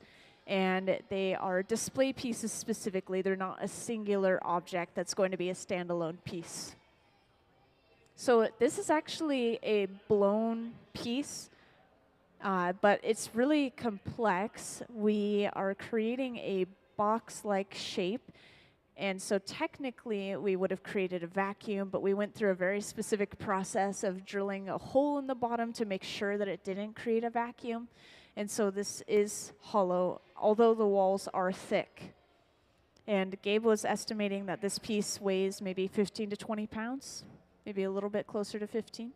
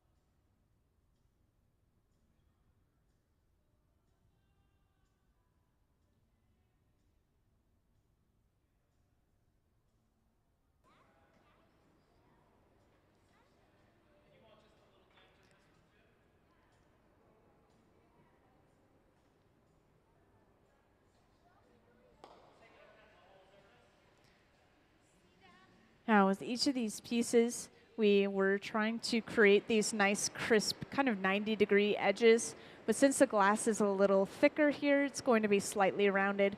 But that is okay with the artist. She's happy with it.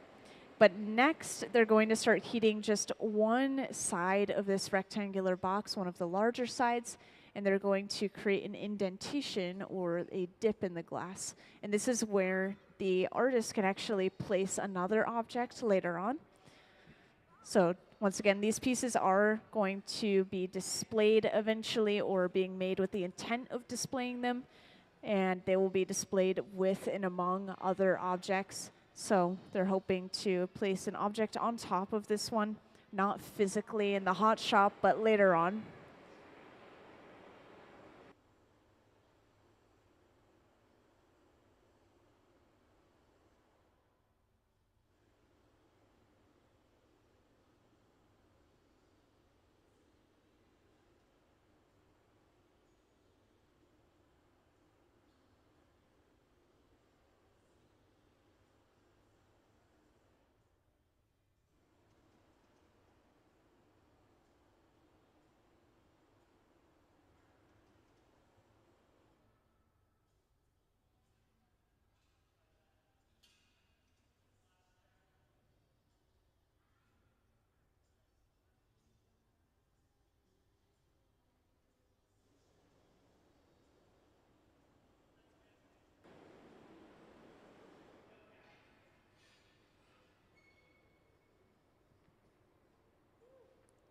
So next they've brought this over to our kiln shelf again, and Eleanor herself is going in with a corkwood paddle and pressing in the top of that box.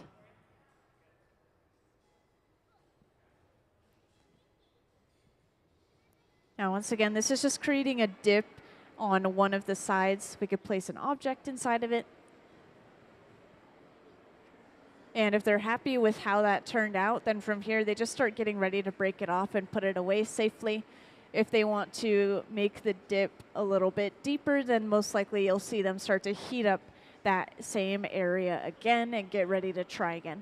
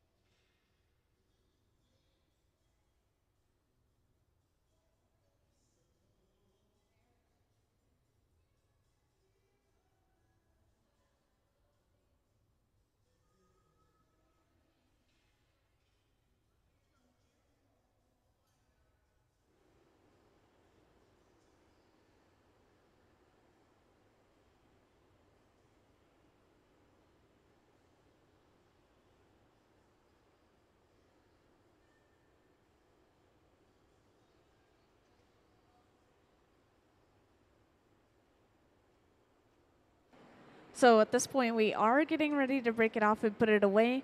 So we're heating up this area where the glass is connected to the pipe until it starts moving.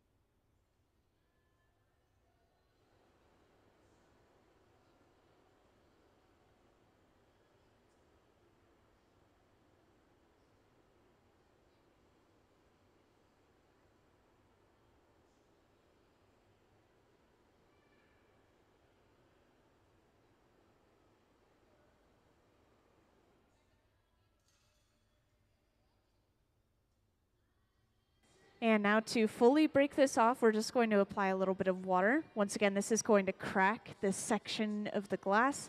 And then they tap the pipe. That should be all it takes to break this piece cleanly off into those Kevlar gloves. These gloves are going to allow Nick to pick up this piece and carry it over to be put away inside of our annealer. Let's give them a round of applause for finishing our second piece of the day.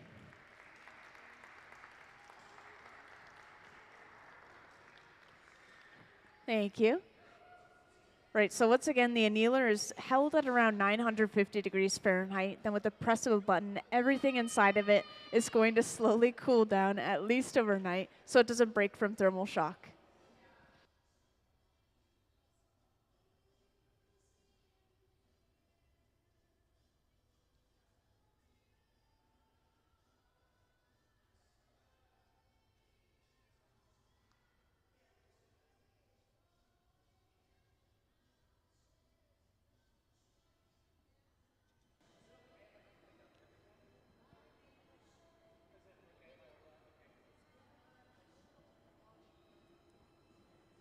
So up in the front here, once again, these pieces of glass were made by our visiting artist, Eleanor. And they are laid out on a kiln shelf because we're going to be preheating them enough to roll a bubble over top of them and pick them up.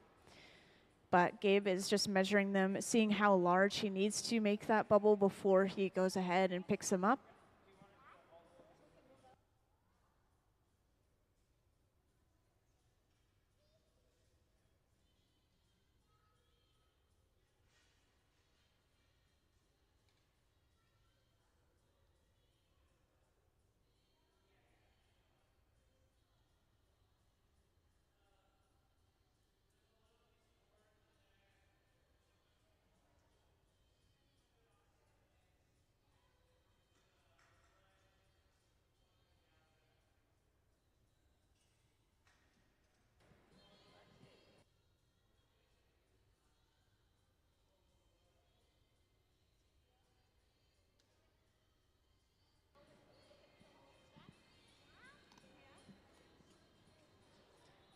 Yes, so once again, for anyone that's recently or just joined us, welcome into the Hot Shop.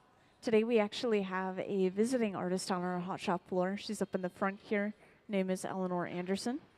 And she has been working with these stringers, which are strands of colored glass, to create these different patterns.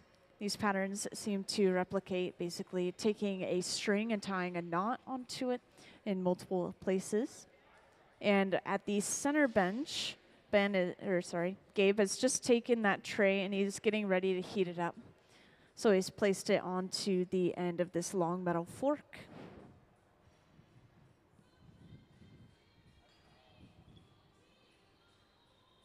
And could I have Eleanor's slideshow up on the screen again, please? So for anyone that's recently joined, once again, up on the screen, I have a slideshow going. This is all Eleanor Anderson's artwork. And she works with a broad range of media. This includes textiles, ceramics, prints, and collages. And now she can add glass to that list as well, as she will be including some of these final products in some of her displays.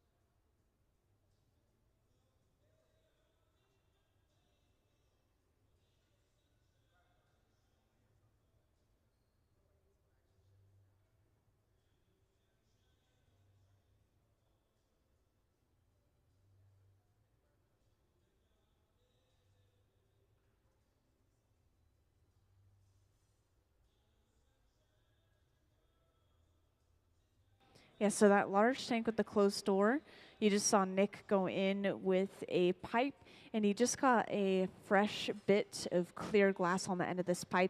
Each time we go into that furnace, we're getting new layers of clear, kind of covering and surrounding what we already have on the pipe, whether it's nothing, whether it's 5 other layers of glass.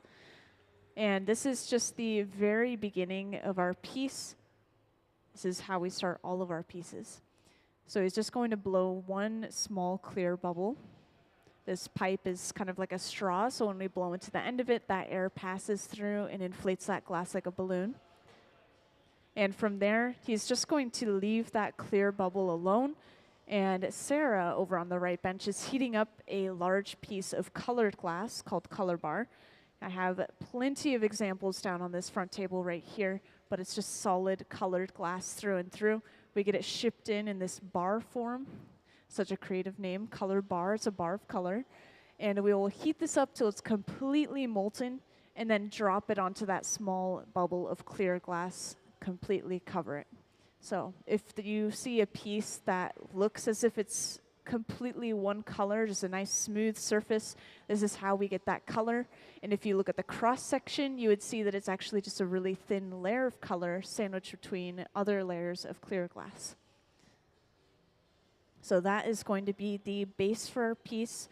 We're going to continue to build up layers of clear after the color. And then eventually, I assume we're going to be picking up these blue pieces of glass that we have at the center bench as well, creating multiple layers of colors and designs.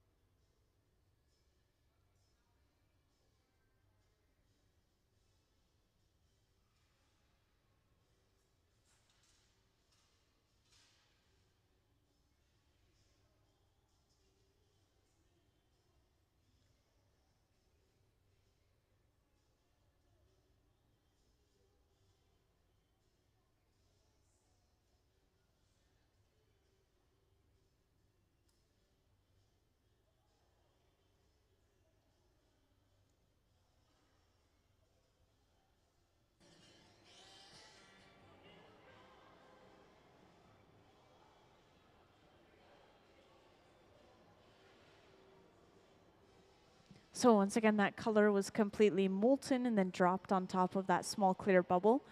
And to cover the clear bubble, we start pushing the color back using the marver, which is this metal table. We have these throughout the hot shop, but we have one by each bench pretty much. We're just pushing that color back, evening all of that layer out.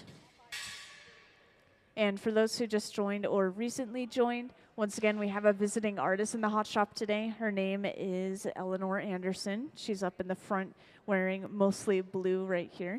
And everyone else down on the hot shop floor, they are our Museum of Glass hot shop team.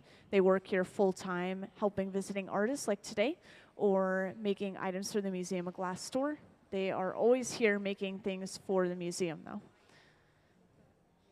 And Eleanor is here because she had an artist in residence over at Pilchuck Glass School, which is 2 hours north of us.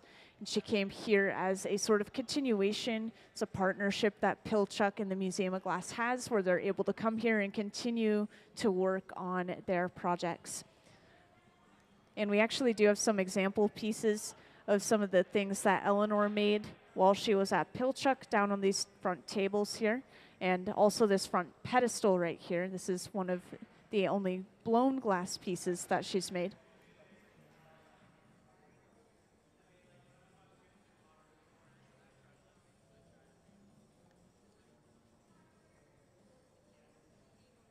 And just to give an overview of the hot shop, since you guys came in just after we started, I want to point out this large tank with the closed door in the back here. This is something that we're going to be using over and over again for the next maybe 20 minutes or so.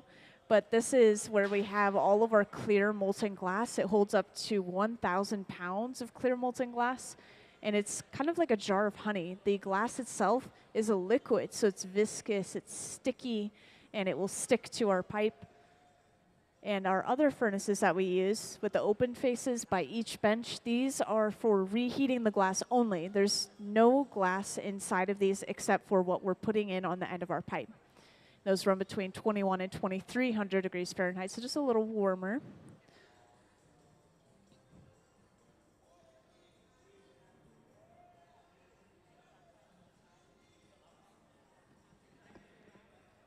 And I want to talk about what we're specifically making in the hot shop.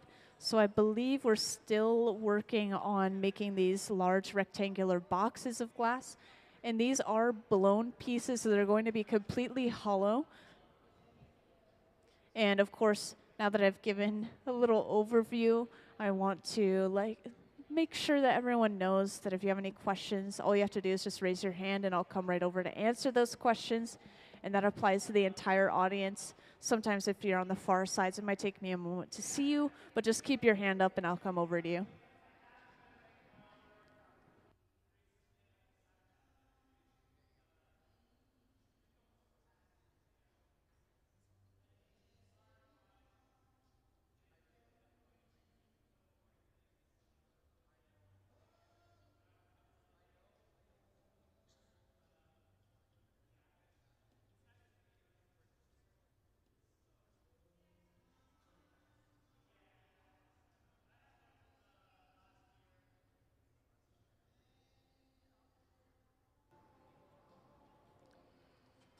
So each time we get a new layer of clear, just like you've been seeing over on that right bench, we will sit down and we'll use a wooden spoon-shaped tool called the block that's going to smooth and even out the surface of the glass.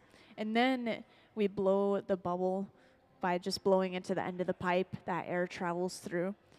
But the blocking process, the process of using that wooden spoon-shaped tool, is going to make sure the bubble blows out evenly from inside. If we didn't use that tool, then the bubble would blow out in the area that's the hottest or the thinnest, kind of the weakest spot, and then we would have an uneven bubble.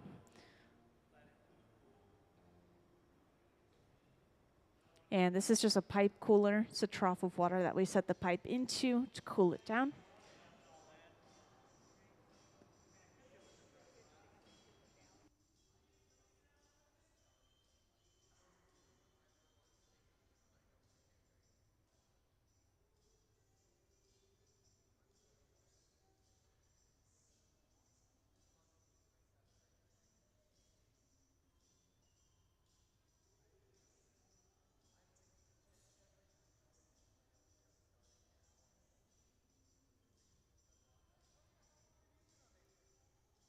And up in the front here, if you haven't seen so already, once again, our visiting artist, Eleanor, she's working with these strands of colored glass called stringers, and she's just creating some patterns that will be used on the pieces later on.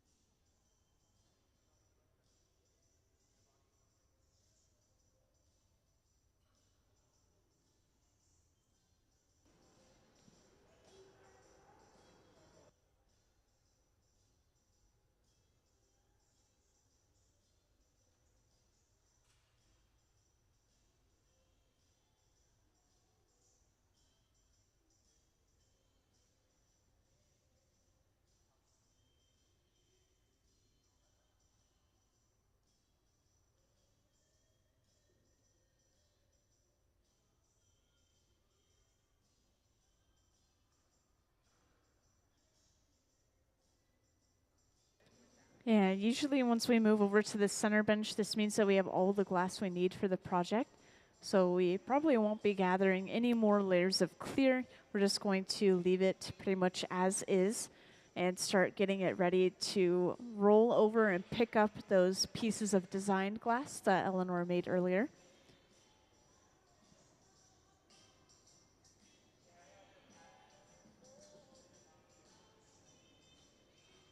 And by the way, just to point out, those pieces of colored glass that Eleanor made are actually sitting inside of this box right here, right now. This is called the garage. And anything we place inside of here is going to heat up or stay at around 1,000 degrees Fahrenheit. So it's on the end of this large metal pole here, the tray of our design pieces of glass.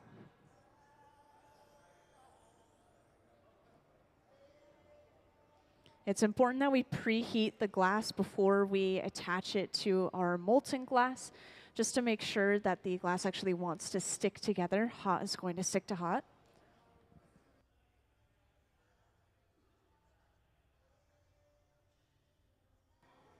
So this temperature gauge in front of the furnace is actually just how hot it is in the room or the air right in front of the furnace. But the furnaces themselves are 2,100 to 2,300 degrees Fahrenheit.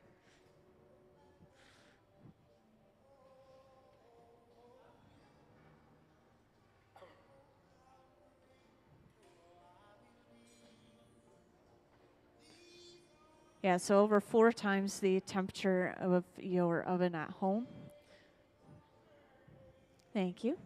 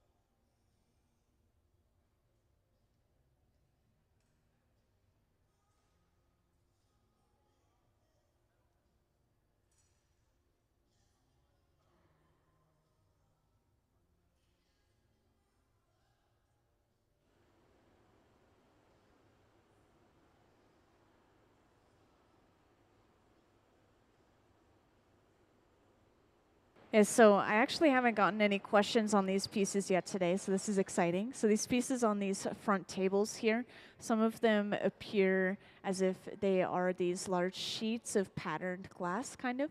And this is another type of glass artwork where you will take sheets of glass and you could cut them up into different shapes and layer them on top of each other and just do so many different things with it. But then you put it in a kiln while it's cold and layered like that, and the kiln will slump it down for you and melt all that glass together. So that is what has been done with these pieces right here. And this is actually something that museum guests can do as well. They have hands-on glass fusing classes or glass fusing experiences that they do in the education studio. So if that's something that you guys are personally interested in, then definitely look at the calendar.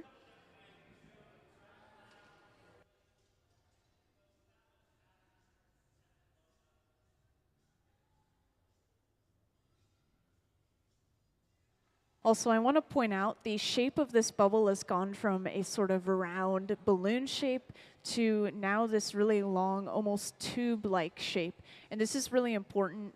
We're going to heat this up enough that it sticks to those small pieces of patterned glass. And because we have this nice, flat, long surface, this is going to make sure that the bubble is able to touch down to the surface of each of those individual pieces evenly. Hopefully, that's the goal anyways. Meanwhile, if we were to go in with that really round shape, as you can imagine, only the edge of that round shape is going to be touching those patterned pieces of glass and picking them up.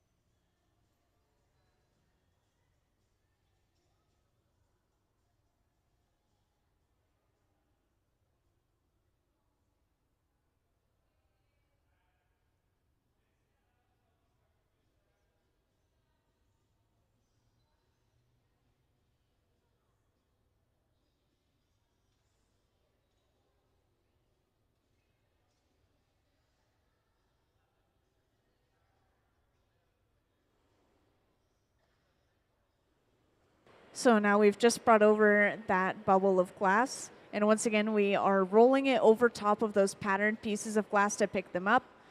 As you can see, we were going in with the torch at the same time.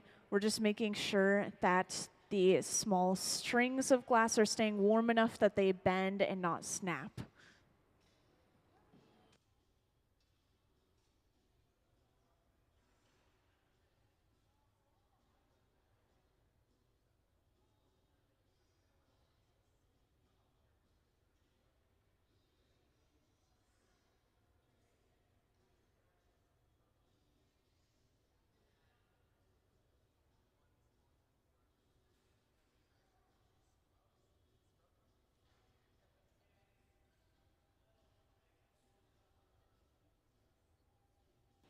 So now after picking those pieces of glass up, we're probably going to start heating it up and rolling it or pressing it, just making sure that the surface is completely smooth again. But I'm not entirely certain. This is the first piece that we're making today that has details like this on it. It looks like we had some little particles that were stuck in the glass, so just to get rid of those, we're quickly going in with a Dremel.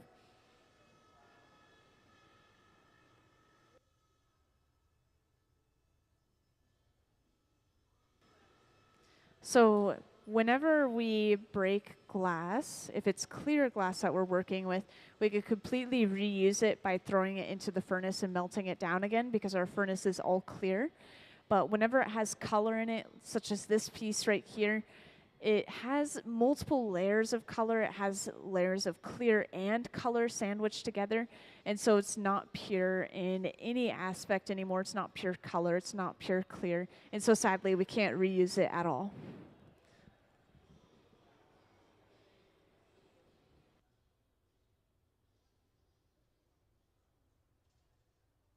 So the pieces that we're making in the hot shop during this residency, so during this week, they are being made with the intent or purpose of going and being displayed. So such as, actually, I think that I could show you guys some better visual examples. Could I have Eleanor's slideshow up on the screen, please? So I'm waiting for a slide to come up that is more so the pieces laid out on the ground and kind of displayed. That was something that Eleanor, the visiting artist herself, showed me earlier, and she was thinking of including some glass in that artwork. But the pieces you're seeing up on the screen, they have a broad range of media. This includes textiles, ceramics, prints, and collages. And now Eleanor is going to be able to add some glass to these as well and hopefully display them.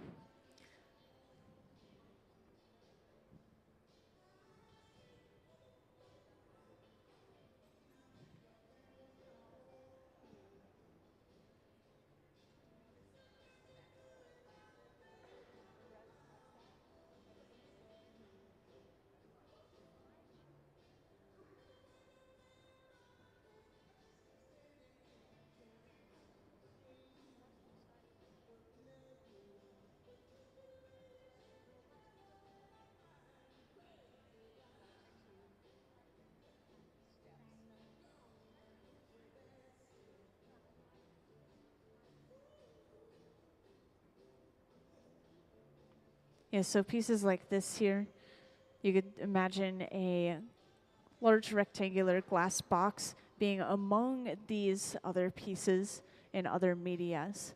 I just wanted to point out this one specifically because that's the one that Eleanor showed me. And at the center bench, we've heated that glass up and we started rolling it on this large metal table. This metal table is called the marver, and this is just pressed that design in a little bit. It's smoothed the surface of the glass out.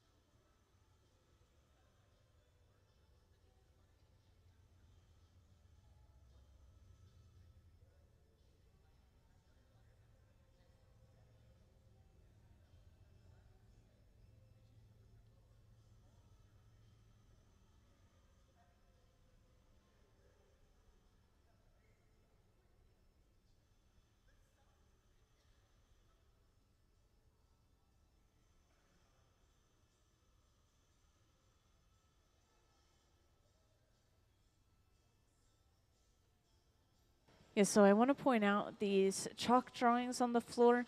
Might be a little bit hard for some of you to see it from where you're sitting, but we're actually making the taller kind of cup or vase-like forms right now rather than the rectangular box forms like we were earlier. So we're switching it up a little bit.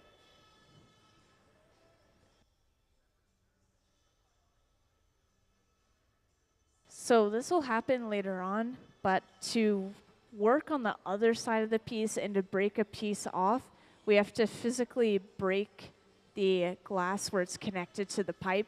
And to break glass, we usually create thermal shock, which is when we heat or cool the glass too quickly. In this case, we're going to cool it very quickly because it's already hot. And to do that, we just apply some water. So we'll crack it later on. You'll see that happen.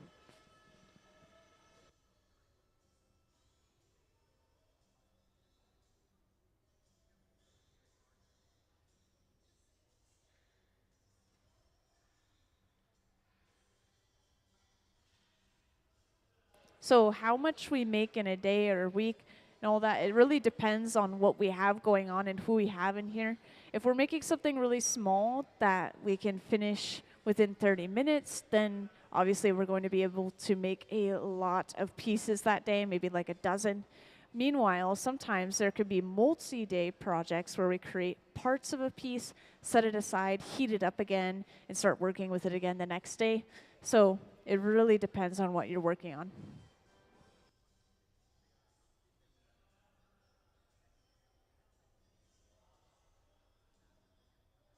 So yes, this is kind of a vase-like shape. It's kind of hard to see from where you're sitting, but we have drawn out the designs that we're following on the floor here.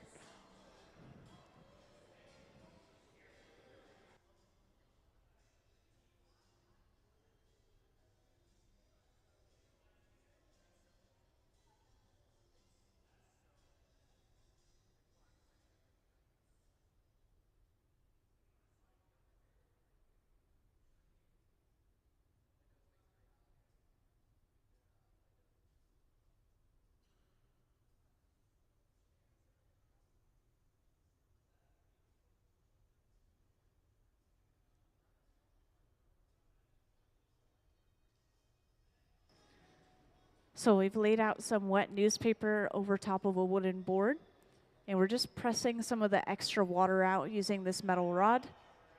But we're actually going to bring that bubble of glass over and start rolling it on top of that wet newspaper. And this is going to allow them to create more of a perfect cylinder shape. Just because that board is so large, it'll apply an even pressure across the entire bubble all at the same time.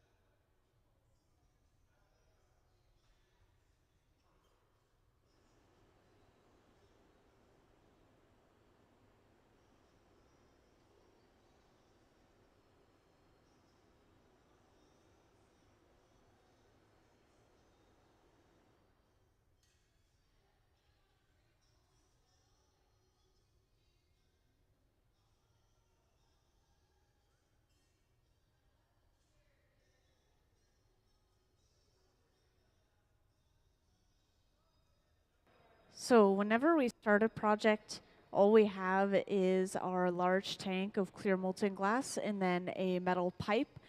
And so all we do is we heat up that pipe because hot is going to stick to hot, and then we stick it inside of that furnace and gather a single layer of clear on the end of the pipe. So that is the beginning of all of our projects in the hot shop. It's just a single little bit of clear on the end of the pipe, probably literally just this big. And at this point, you can see we've started to blow it out quite a bit. Sarah's blowing into the end of the pipe while Gabe is going in with the stack of newspapers. It's kind of guiding which way the bubble blows out. By the way, just to talk about the colors of this piece, Apparently, the entire piece itself is going to be a bright opaque orange, and these spots of color, of course, are blue.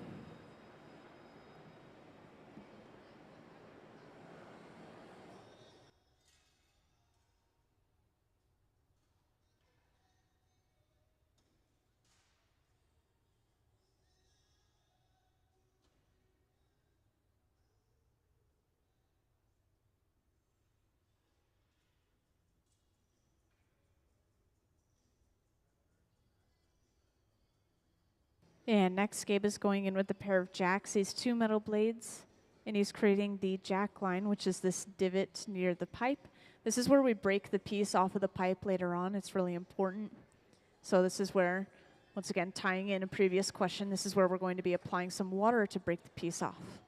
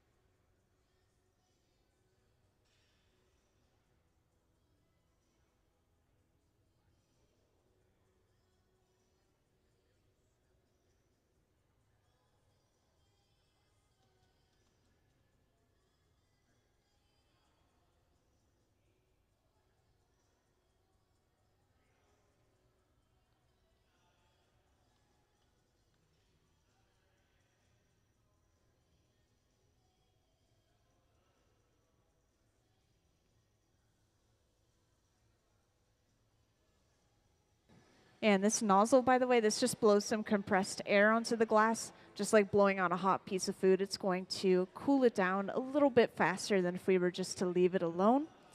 And by the way, whenever we're hanging the glass down towards the floor like we were just a moment ago, this is using gravity as another one of our tools, stretching that glass out, creating a longer, narrower shape. And this is something that we do for cups, for vases, and this time we are making a sort of cup-like vase.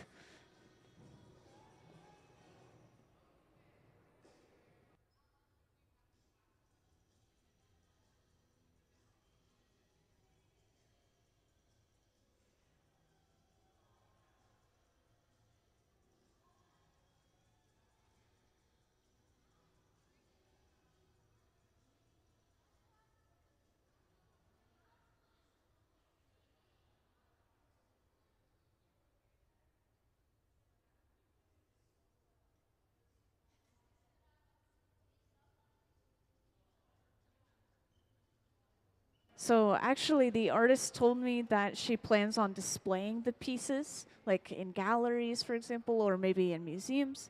But these are not exactly being made to be sold.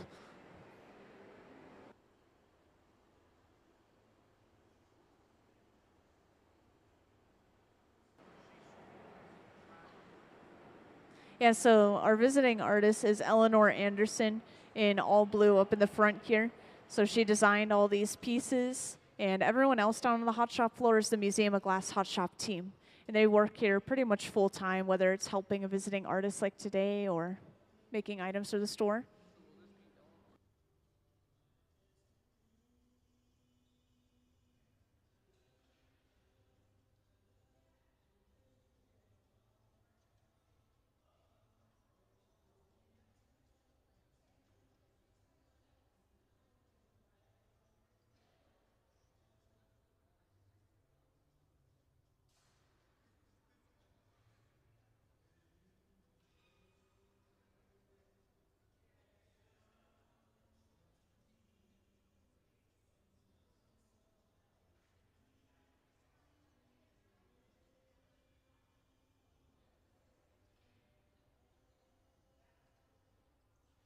So now to create the shape for this piece overall, once again, we're using this wooden board with the wet newspaper. And I just want to point out once again that this is applying even pressure across the entire wall of the piece all at the same time. So just creating that perfect, almost cylinder-like shape. And it's hard to describe the shape of this. We have it drawn out on the floor, but it's going to be a little bit narrower at the bottom and go out a little bit at the top, almost like a drinking glass, but it's going to have relatively straight walls.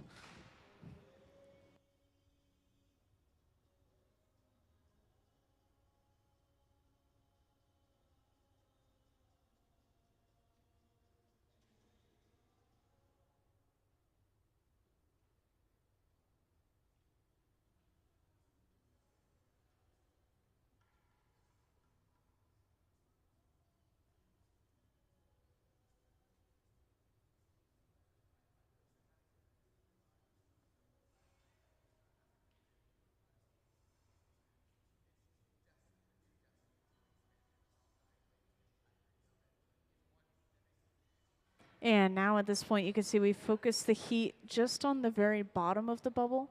We're going in with the wooden paddle and flattening it. If we were to heat up the entire piece and try this, the entire piece would be moving, kind of changing shape. This is why we target the heat to certain areas sometimes. And once we've flattened the bottom of this, that means that the overall shape of the body is pretty much done.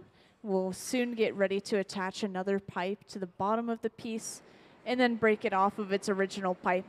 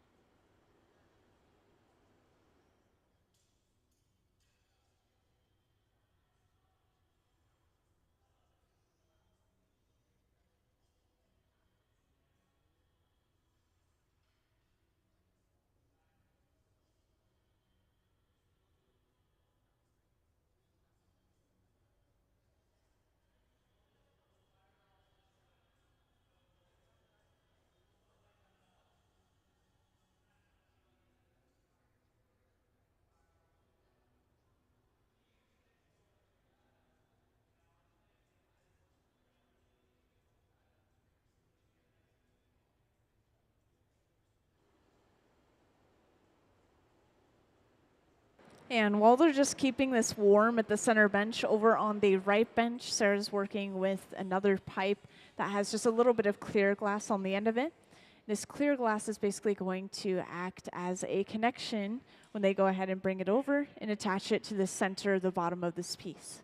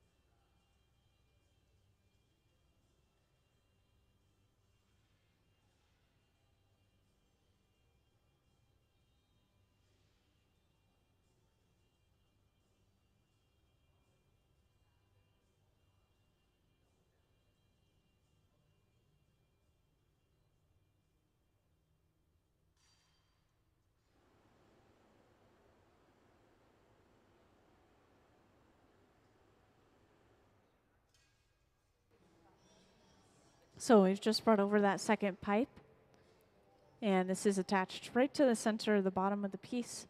Once this is centered and the connection is set up a little bit, then they'll go ahead and break the piece away from the pipe it was created on. And I described this briefly earlier, but for those who weren't here, they just apply a little bit of water. This is causing thermal shock in the glass, enough to crack it. And then they tap the pipe that breaks that piece cleanly off. So now from here, they've flipped the orientation of the piece. They're able to work on just the top end of this vase now. So they're going to start heating that up and flaring it open. I tried to say out and open at the same time. And up in the front here, Eleanor is working with the stringers again. Once again, these are just some strands of colored glass. And this is actually exactly what she did and what was used to create the blue designs on the outside of this piece. She's using this really hot handheld torch. It's kind of like a flame working torch, like these that are set up right here. Just heating up small sections of glass at a time.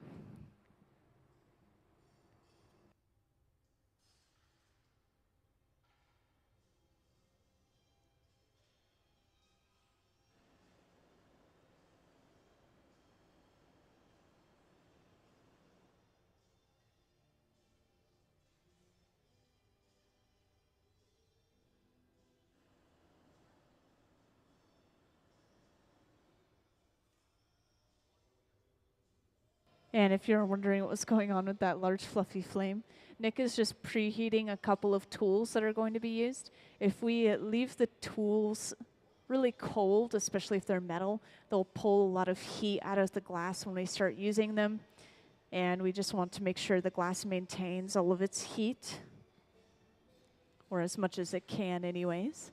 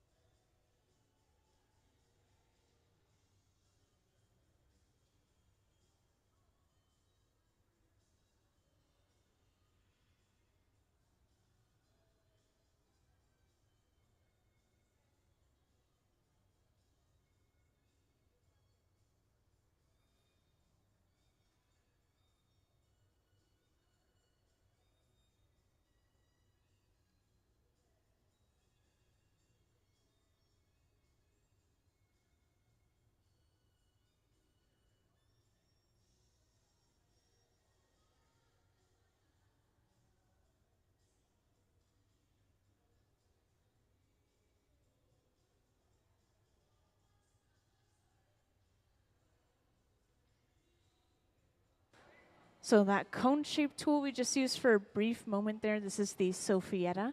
And if you didn't notice already, the cone will block off the opening to the piece and it allows them to blow a little bit more air in. And that's just reinflating the top or kind of the shoulder of the piece, making sure we have a really nice, wide, round, smooth shape. And now from here, Gabe will be able to go in and start to open this and flare it out.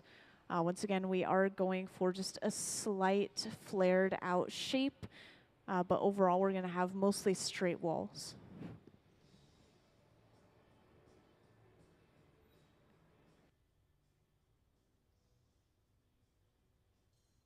Sometimes when we're opening a piece, we'll hold a wooden paddle to the opening, and this is just completely smoothing and rounding out the opening of the piece, just getting rid of any unevenness. We'll also hover around with those wooden paddles to shield the artist's hands and arms from the heat that's coming off of the glass itself. This glass is always between 1,000 and 2,000 degrees Fahrenheit. And so because of that, it will create its own light as well as heat, which is why it seems to be glowing or a different color sometimes, just because it's so hot. But the true colors of this glass, once again, the body is going to be this nice bright orange. Honestly, probably this color right here. We'll see. But I was told it was an opaque, bright orange color. And then the strands of glass that were placed on the surface of the piece, those are going to turn out a sort of true blue color.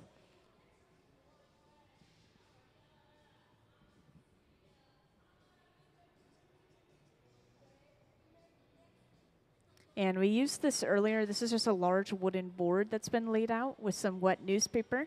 That wet newspaper, most of its purpose is just to protect the wooden board that we're rolling it on. But we're using this board to apply even pressure across the entire piece all at the same time. And this is something we use to create cylinders for the most part.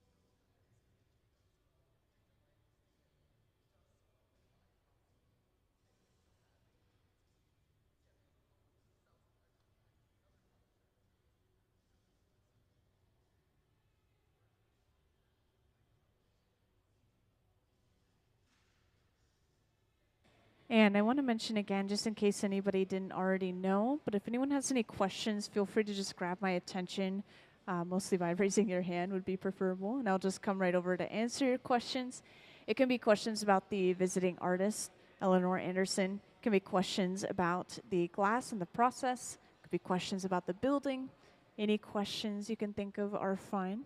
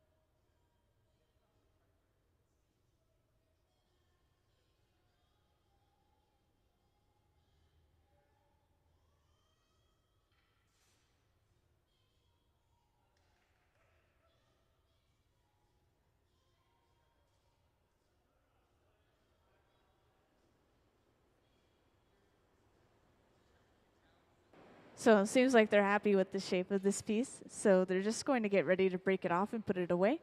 And this is going to include torching that area where the glass is connected to the pipe until they start to see the glass move a little bit. And at that point, they know it's safe to break it off because they have some nice heat built up. So they'll go in with a little bit of water, just like earlier, crack that section of the glass, and then tap the pipe to break it off.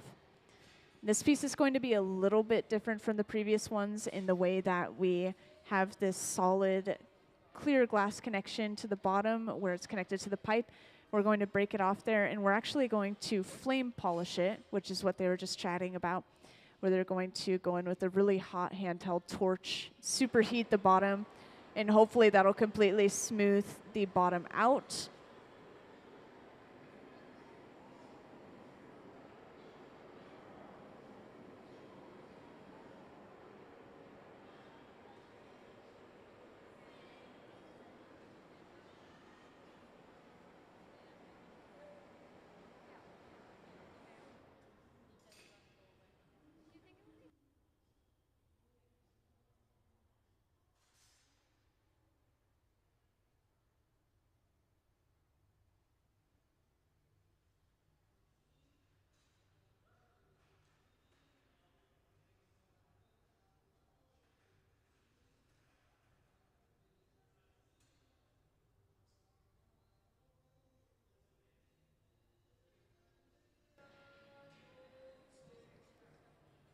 So when they break this off, this is going to be broken off into a pair of Kevlar gloves. These are just protecting the artist's hands from the heat of the glass as they carry it to be put away.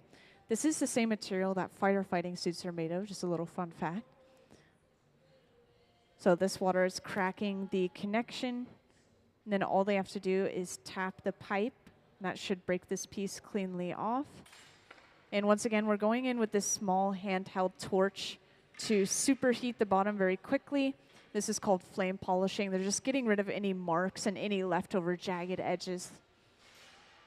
And that piece is done, so let's give them a round of applause for our third piece of the day.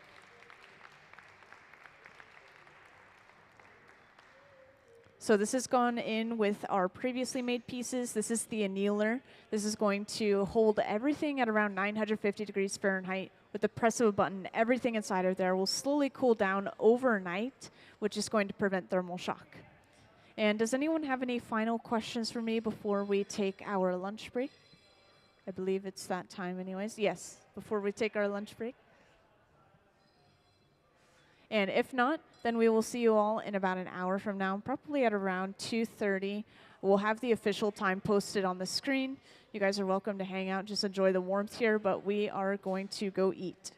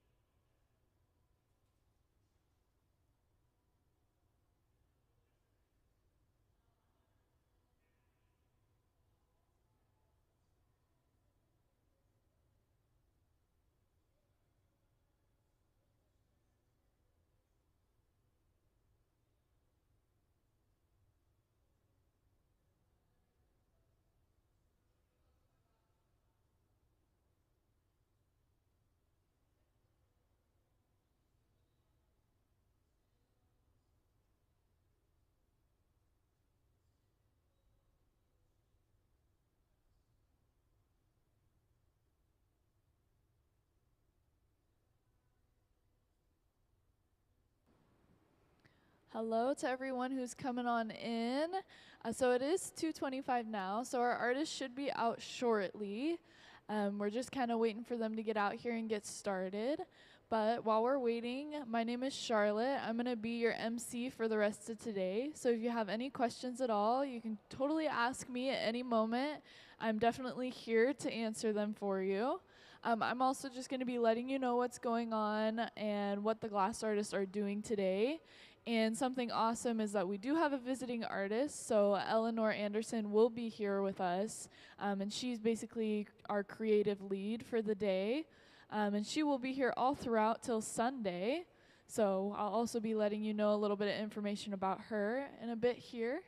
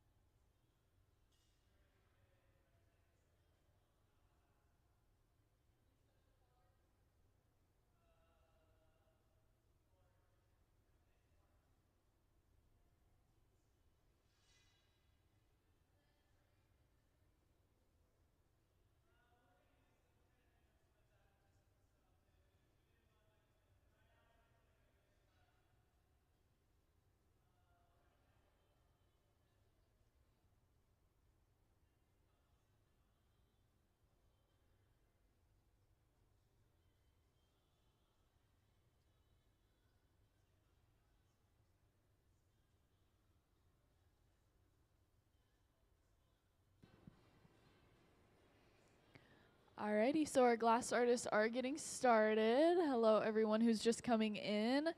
I'll do a little quick intro once again. My name's Charlotte, so if you have any questions, you can go ahead and direct them to me. I'm definitely here to kind of guide you through glass art. Right now, we can see that our glass artists just collected a little bit of hot glass on the end of their pipe. And we're actually going into our garage. So our garage is this big silver box right here. We keep a lot of glass in here that we're planning on using later. We keep it at about 1,000 degrees Fahrenheit so that we're able to pull it in and out. It's not too cold that it can crack in any way, but also not too hot that it's still fluid and moving. So you can see we're going in there, and I assume we're probably grabbing some color that we're going to be using for our piece today.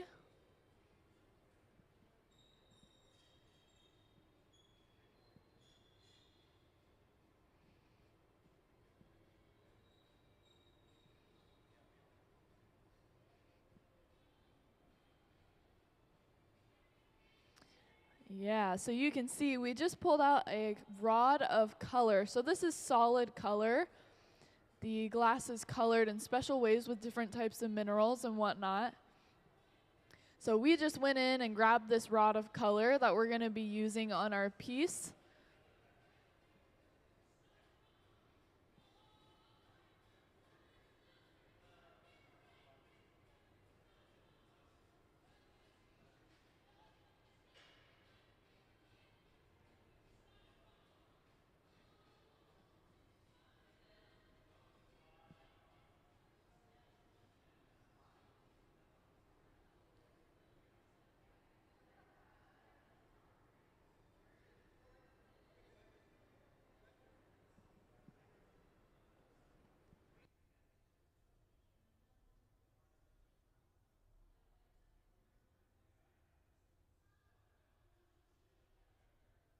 They like figure out the different steps and whatnot. Yeah, well, she's the artist and creating it. Yeah.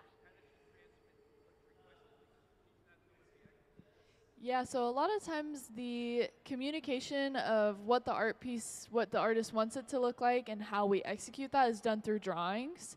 So we'll do a lot of sketches and a lot of floor drawings. Like you'll see sometimes we'll pull out some chalk and we'll actually draw on the floor.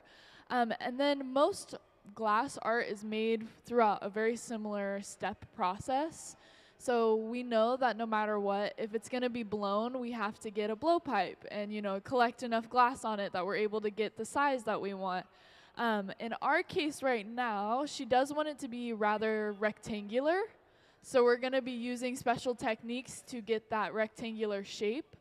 And most of the time, it's just a lot of communication between our glass artist here at the museum and the visiting artist. So throughout the whole process, you'll see kind of like checking in. Hey, does this look good to you? Is there anything we should change? So it's a lot of talking and a lot of drawing it out. And then knowing that most steps in glass are pretty similar to each other.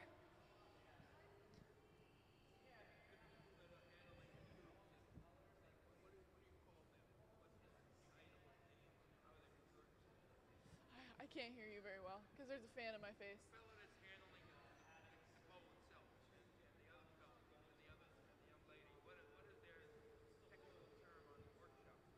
Oh yeah, so whoever's sitting at the bench, we call them the gaffer. So that's the technical name for a glass blower who is manipulating and working with the glass is the gaffer. And then the other people are considered just assistants. So sometimes we'll have a blower who is going to be blowing the air into the piece. Other times we'll have a shielder who's making sure that any bare skin that's exposed to the glass is getting shielded. So there's a lot of different jobs, and they actually rotate pretty frequently throughout who's doing what. So you'll see sometimes we have somebody who's specifically on starters. Usually you'll see Sarah is the one who starts out our pieces and gets them all ready to go. And then it'll switch over to either Gabe or someone else who then it becomes our gaffer for the rest of the piece. Yeah, of course. So you can see we have actually gotten our blowpipe, and we do have a bubble in that glass. So we've made a gather, and we've added some air into that pipe, and we've made a bubble. And then on the other pipe, we have that color that we're just getting prepared to do a color overlay. So this is a process that we do to get color over the top of a bubble. Can we go ahead and see the color overlay slide?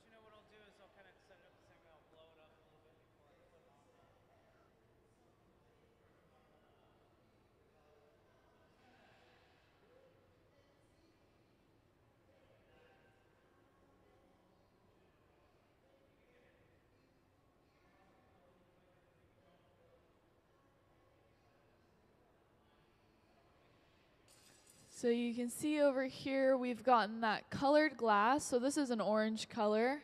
And we're basically letting it drip over the surface of that bubble that we have created with clear glass.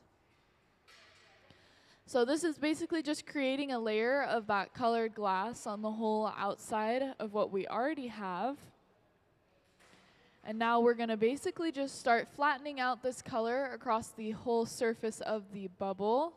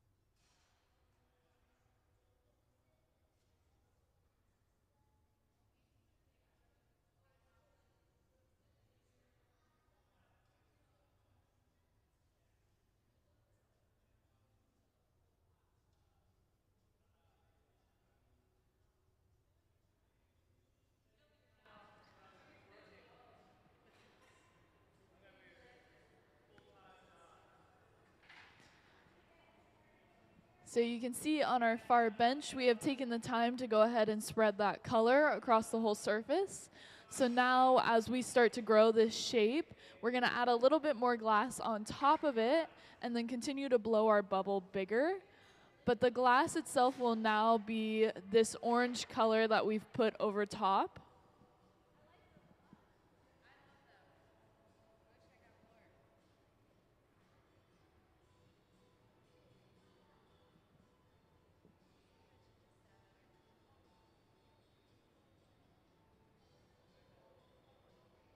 And you can see he's going in right now with a tool that we call papers.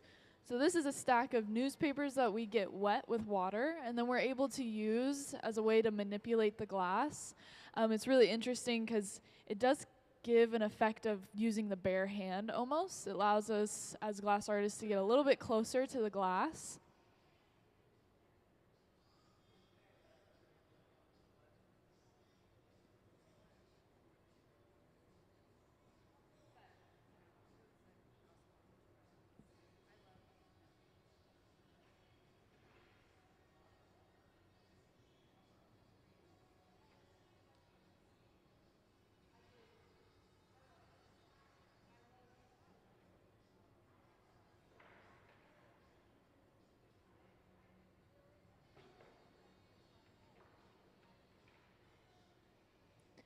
And now that we've let our piece cool down just a little bit, we're going in and getting that new layer of hot glass on top. So you'll see we basically just rotate inside of this glass furnace so that we're able to cover the entire thing with a new layer of hot glass. Now that we have this new layer, we're actually going to go through and cool down our pipe. So usually we do this after we gather. Sometimes the pipe will have a lot of heat transfer onto it, and so we're able to use just some cold water and cool down that pipe.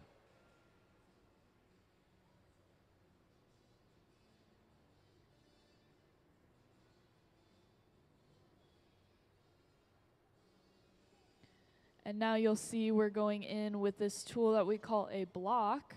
So this is a wooden tool that kind of looks like almost like a spoon. We're going in and shaping the glass.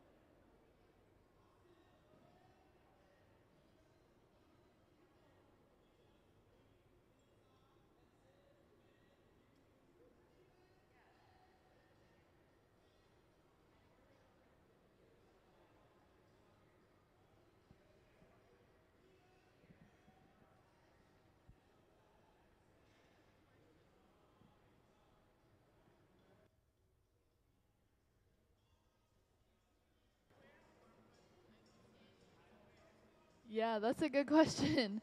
So what we end up doing to make glass go into these shapes that it doesn't necessarily want to be in is we'll use flat surfaces. So once we have this piece blown up, you'll actually see that we're going to take it over to this flat wood right here that we have set out, and we're going to allow the weight of the piece to kind of flatten out each side as we flip it over back and forth. The other way that we can go in is with these cork paddles. So basically they're these fully cork, like handheld paddles that we use to kind of push the glass how we want it to be. But it's definitely a challenge because glass likes to be fluid when it's hot like that, and so it doesn't want to hold those kind of sharp corners. But you'll be able to see momentarily once we have this to the size that we want, how we're able to kind of manipulate that shape. One more time.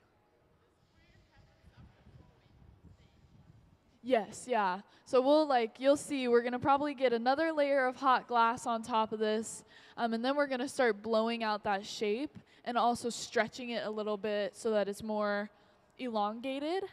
And then we'll start going in after we blow some air into it, starting to shape that square to it.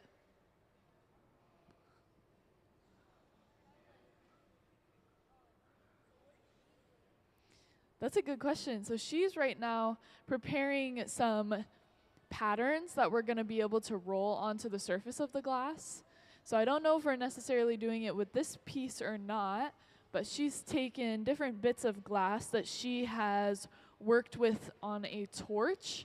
So one of these small torches, she's made these little strings of glass, and it's going to be a pattern that we can roll onto the surface of our glass so that we can get kind of different stuff like this on the surface of the glass.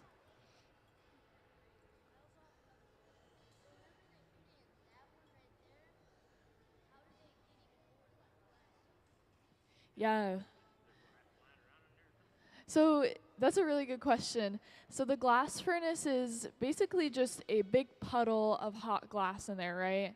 So you can kind of think we let it cool down a little bit just so that none of the glass that we already have on our pipe gets stripped off. And then when they go in and roll it around, the glass likes to stick to itself. So it basically sticks to the glass that we already have on there. Yeah, and then it's able to kind of roll around and pick up more, and then we're able to come out with a new layer of glass.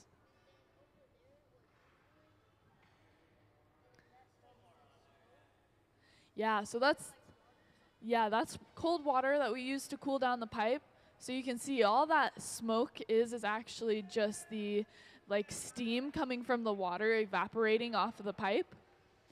So that's how we cool down our pipe after we go and gather, because it can get pretty hot, and we'll start to get heat transfer down the pipe. So the water is constantly being filtered out. There's it's like a little water fountain, kind of.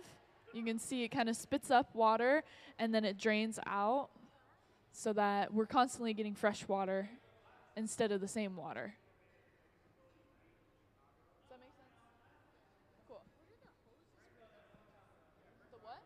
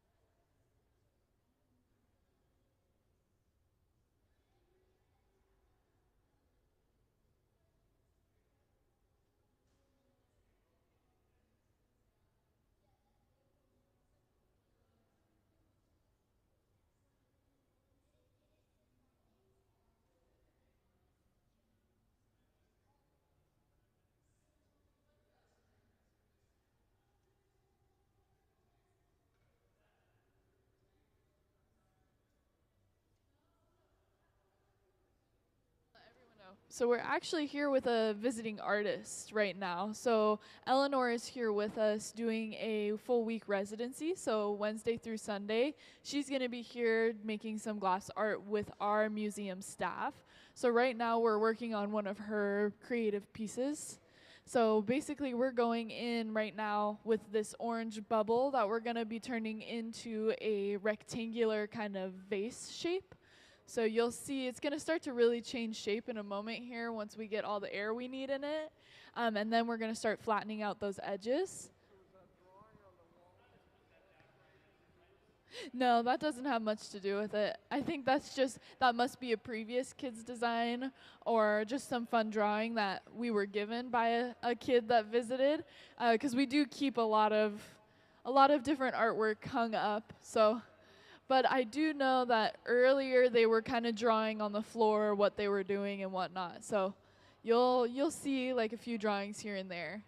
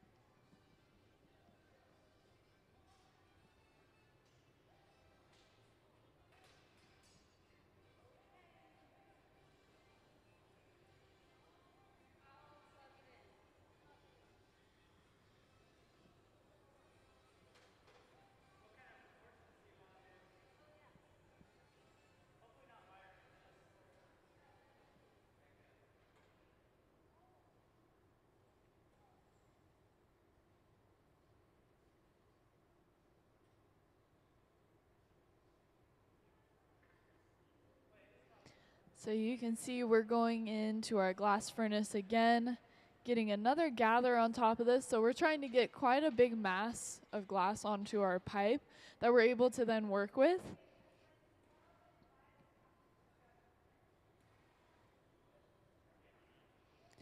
So you can see we have lots of glass on the end of that pipe now. And once again, we're going over to our water trough and continuing to just cool down that pipe after getting some new glass on it.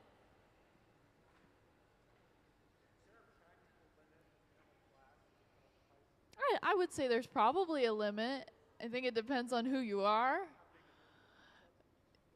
Yeah, it does start to get pretty heavy. So even though on the end of that pipe it may not be too much glass, since it's on the end of a pipe, on the end of a stick, it feels a lot heavier than it actually is, just because it's all the weight going to one end. But I mean, they've really pushed some limits before, where it's like you will see a huge ball of glass just on the end of this pipe, and they're able to somehow still work with it. But it does come at a risk of the glass being really thick, because they will blow it up, but it won't be able to stretch out all that glass. So then we're left with like 2-3 inches of thickness on that glass. So it definitely depends on who you are.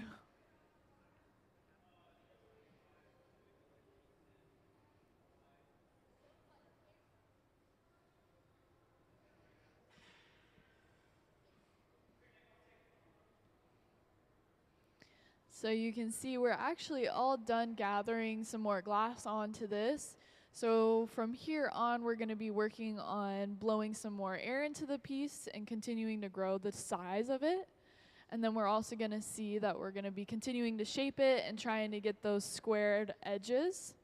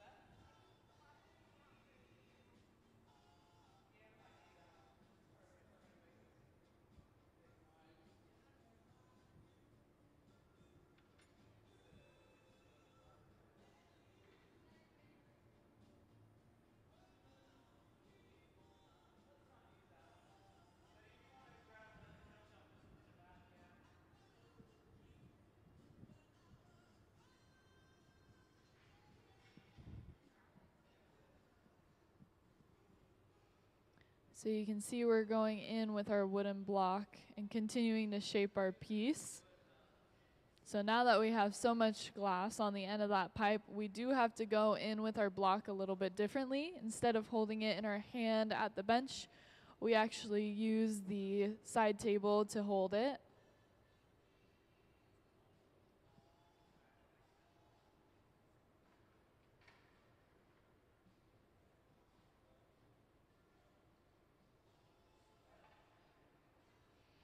And then once again, going in with our newspapers.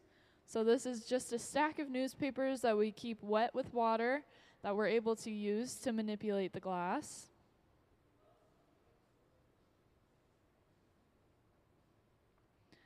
And then you can see we are starting to add some air into there. So we're kind of using the newspapers as a way to help direct where we want that air to move.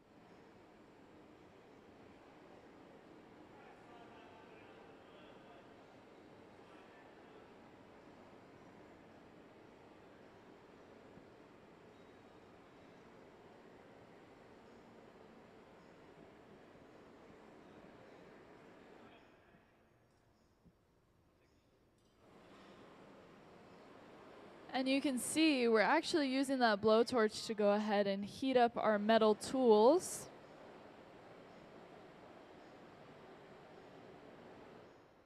So if we were to go in with our cold tools, it would risk pulling away too much heat from the glass. And the goal is to keep the glass as hot as possible so that we're able to work with it for a little bit longer. So we're going in now and starting to create what we call a jack line. So he's using these jacks and creating this indentation in the glass really close to where the connection is to the pipe. So by creating this line in the glass, we're creating a spot where we're going to be able to break the piece off later.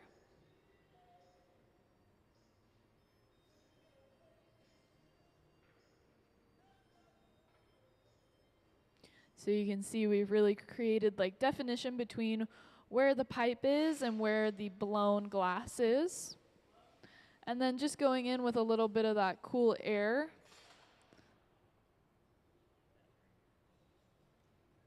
And continuing to add some more air into our piece.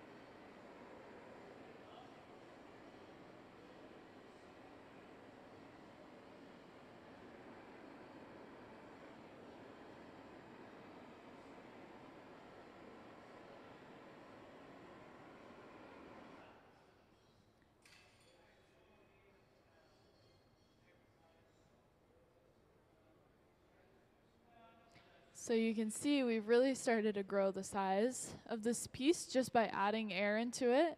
And we're starting to get ready to go ahead and shape it into our rectangle. So we've moved towards more of a cylindrical shape instead of that like balloon almost shape. So it used to be very, very round, and now we're starting to kind of even out those sides and get it very kind of like a tube. So you'll see we're continuing to just go in with those newspapers as we're trying to just shape those sides.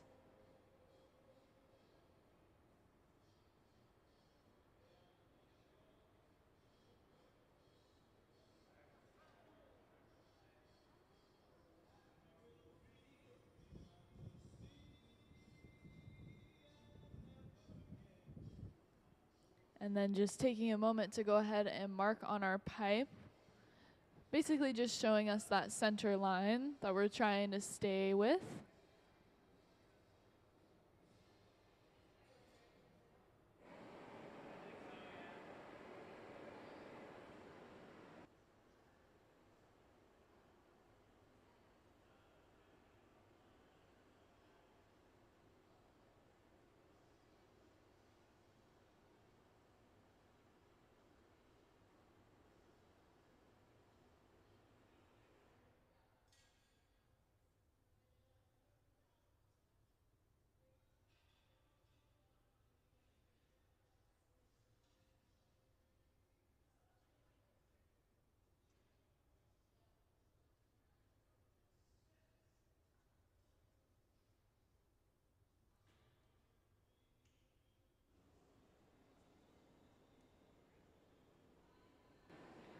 And you can see we're now starting to blow torch that surface that we're going to be using to flatten out these edges.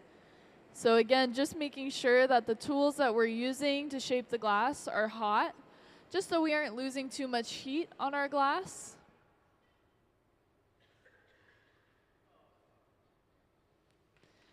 So you can see we're starting to let the glass apply its own pressure to its side as we let the glass flatten out.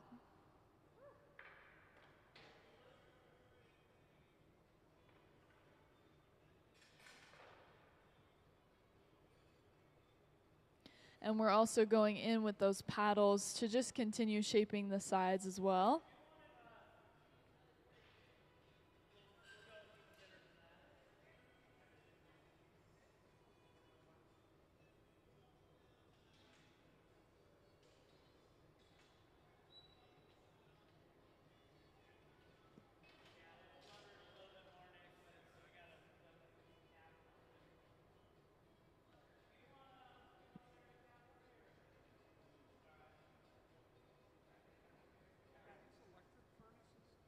No, so they're all powered by...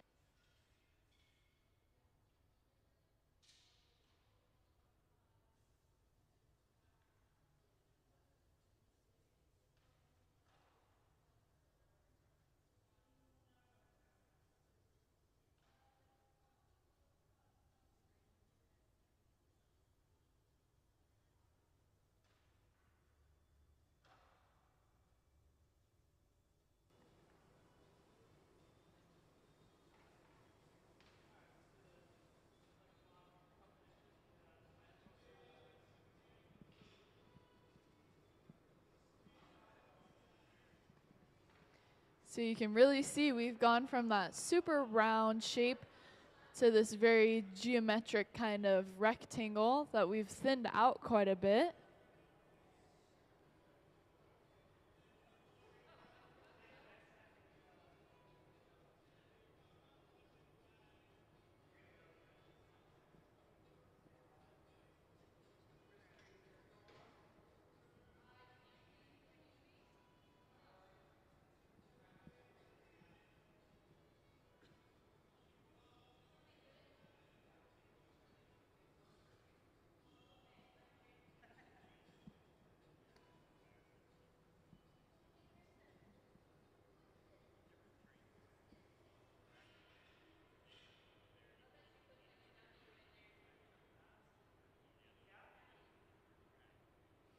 And now you can see we're starting to go in with that hand paddle and just continuing to try and shape the piece. On the other side of our pipe, you'll see that we're holding our thumb on the end of the hole of our blowpipe. So this is to ensure that we don't lose any more air in the piece so that it doesn't try to collapse on itself.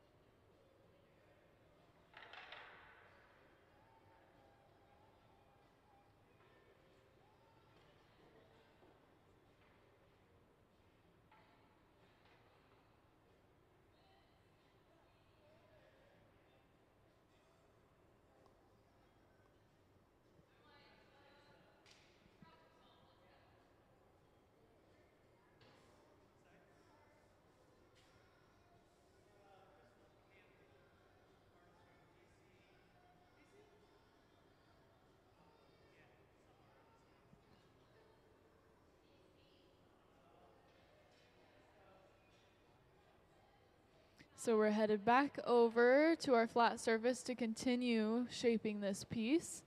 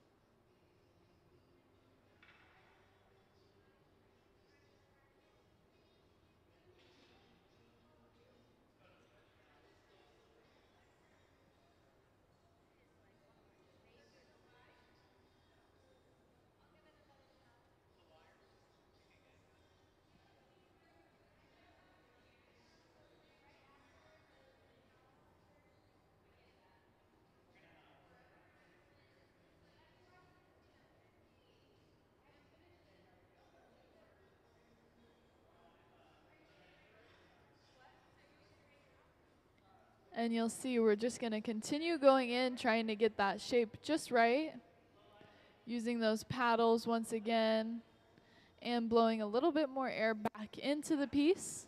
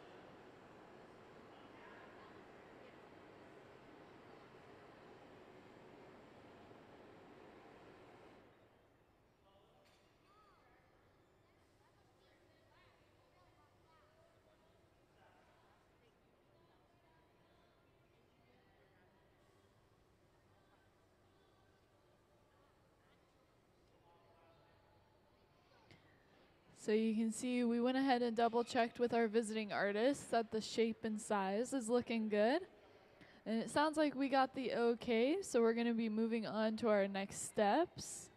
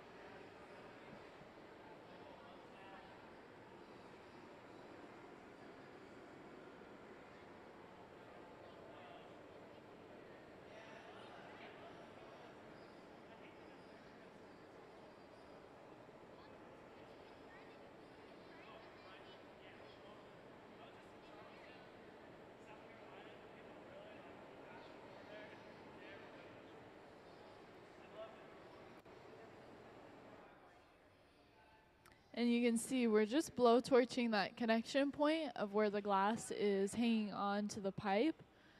That spot of the glass does get pretty cold pretty fast. So we do just make sure that we keep it nice and hot so we don't have any risk of cracking.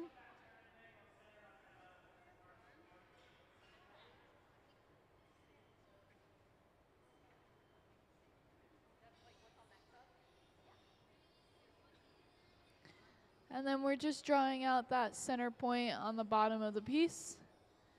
Getting our really hot torch ready to go.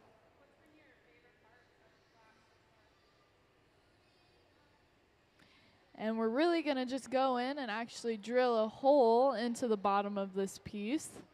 So you can see we're just taking a drill and creating a hole on the bottom of the piece.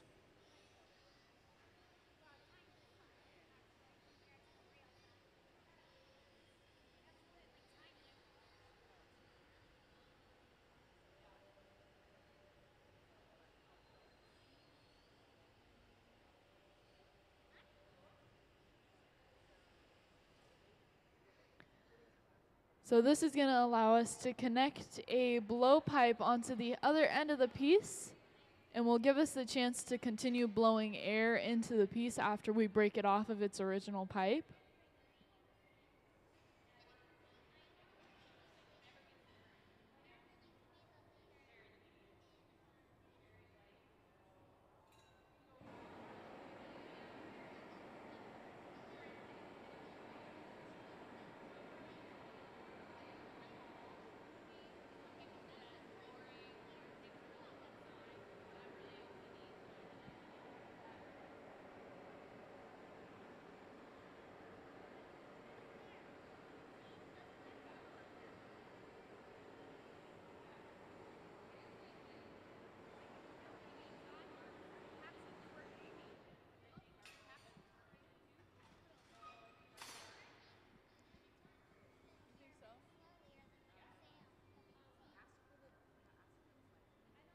Can we go ahead and see the artist slideshow just really quick? So here's a little peek at some of our artists, our visiting artists' work.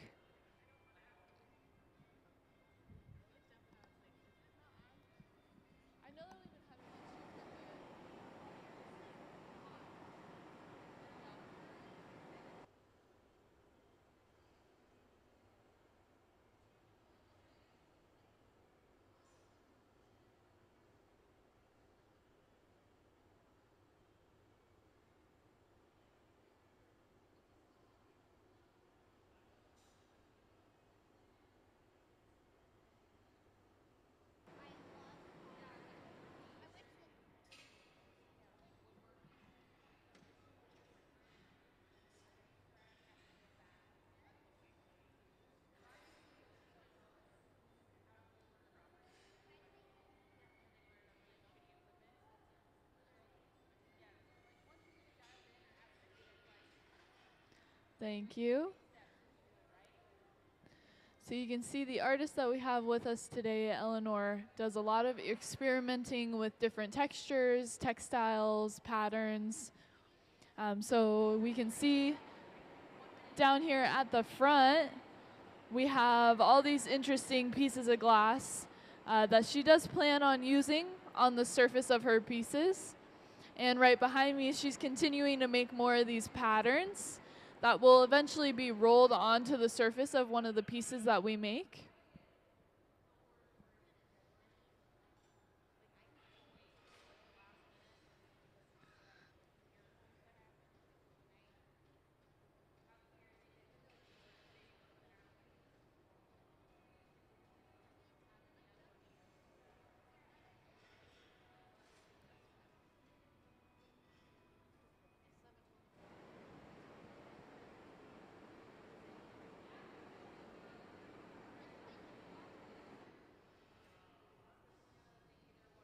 So you'll see we're coming over now with our new blowpipe that we're connecting onto the bottom of this piece. So making sure we get it on that center circle that we drew earlier and getting a strong connection between the two pieces. And then in a moment here, you'll see once we have that all centered and tightly on, we're going to go in on our jack line that we created earlier, and we're going to apply a little bit of water to that point, and then be able to break the piece off.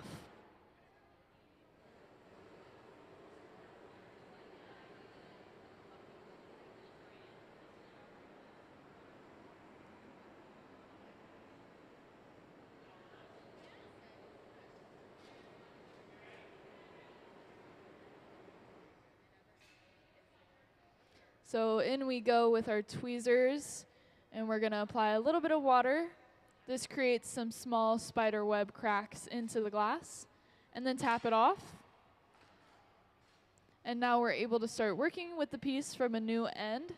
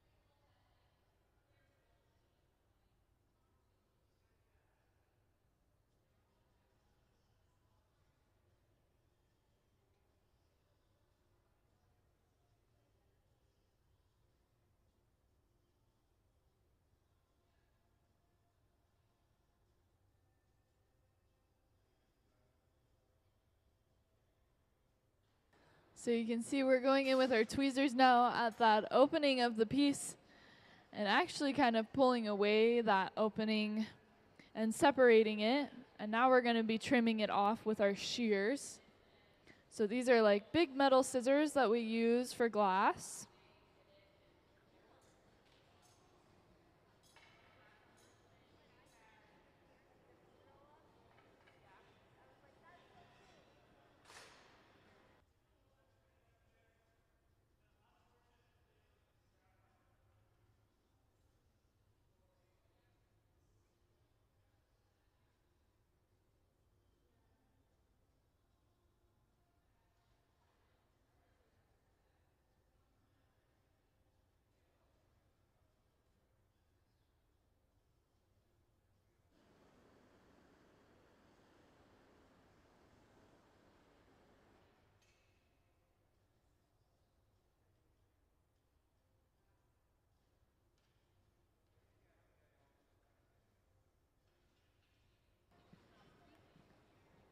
And now we're going to go in and start to flatten down this spot where we just cut off that excess glass from the opening.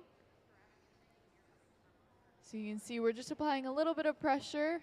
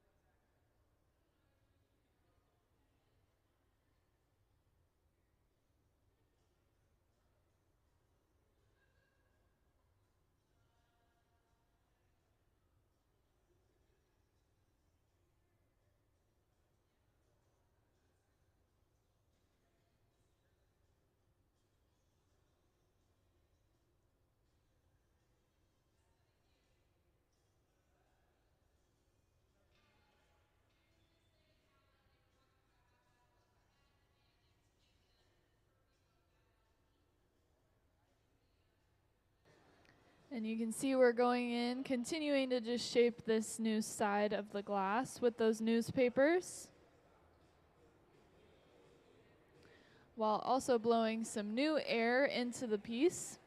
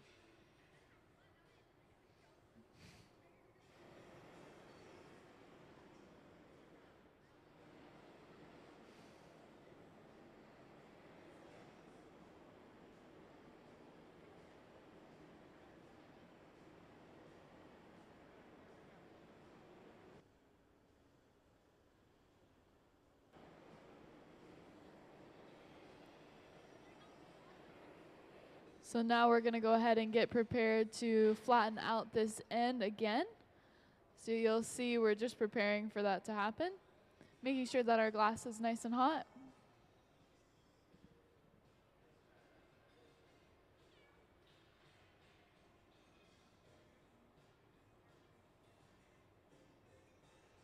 So you'll see we're repeating a similar process that we did earlier,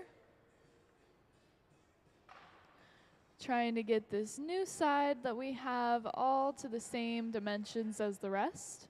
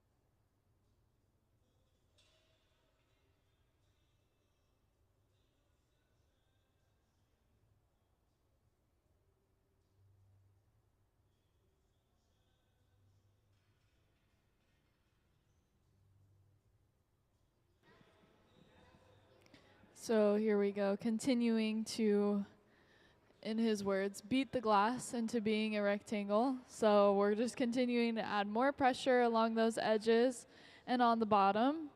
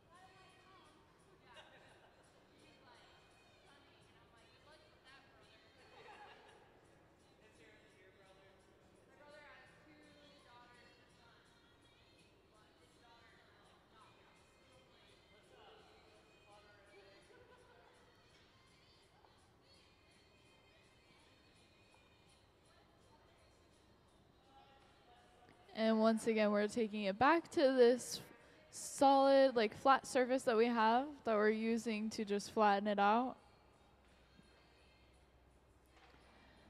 And just continuing to try and get the glass to form into this rectangular shape.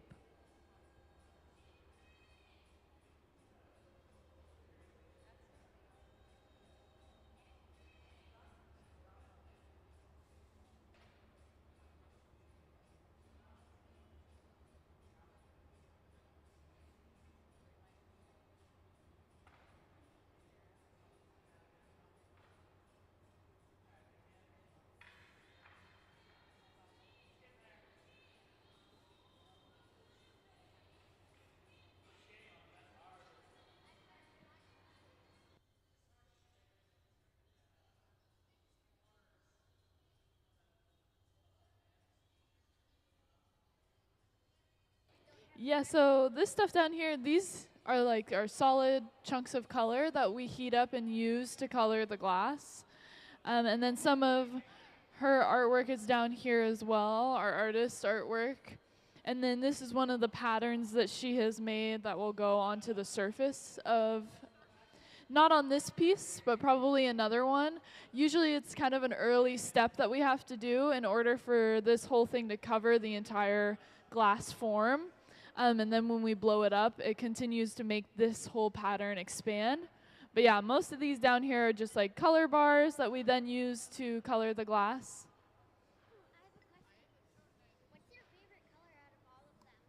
My favorite color out of everything here?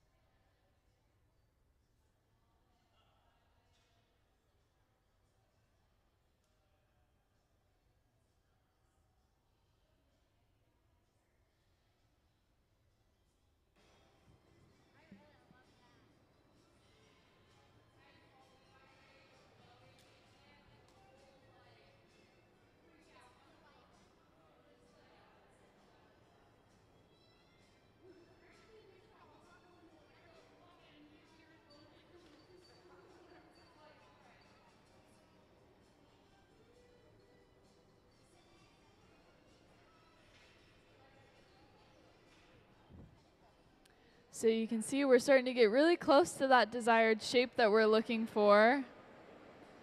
After a lot of kind of pushing and trying to get that piece to go where we want it to, we're getting much closer to that very rectangular object.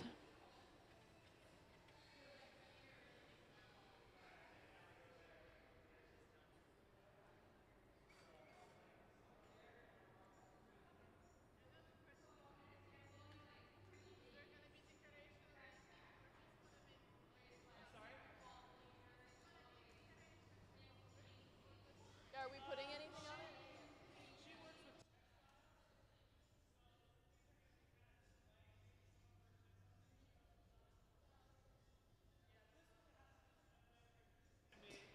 Could we see the artist slideshow one more time? So here's a little slideshow of some of her work.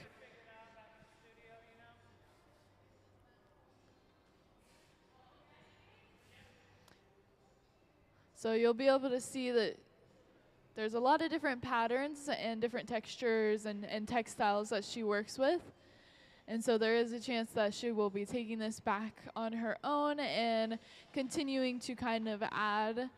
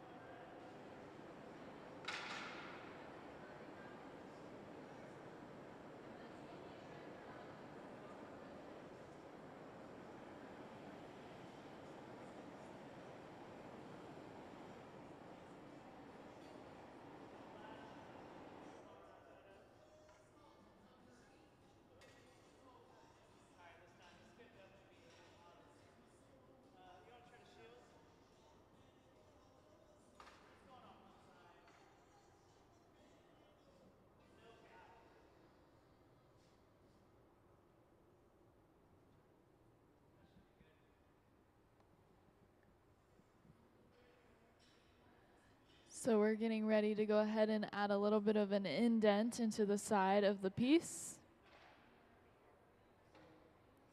So you'll see we're just applying some pressure into the middle of the piece.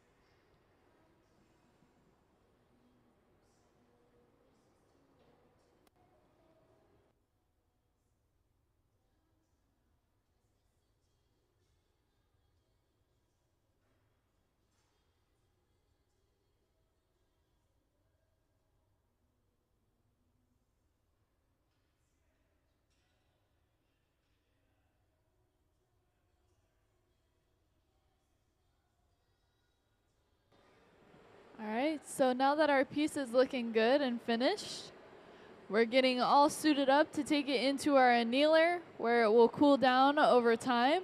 So we basically take it from being close to 1,000 degrees Fahrenheit and then cool it down usually over a long period of time. Slowly it'll tick down back to room temperature.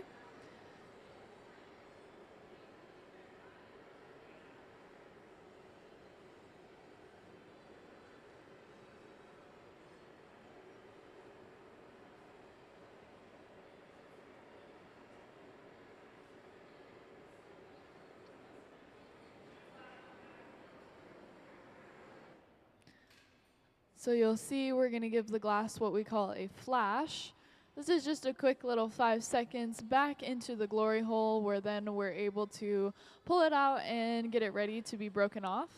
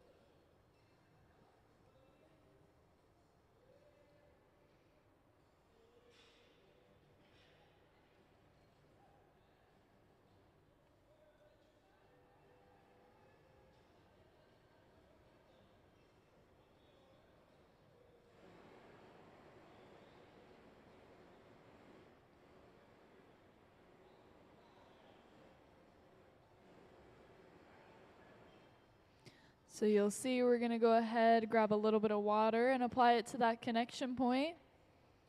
Once again, just putting those small cracks into the glass and then tapping it off of its pipe.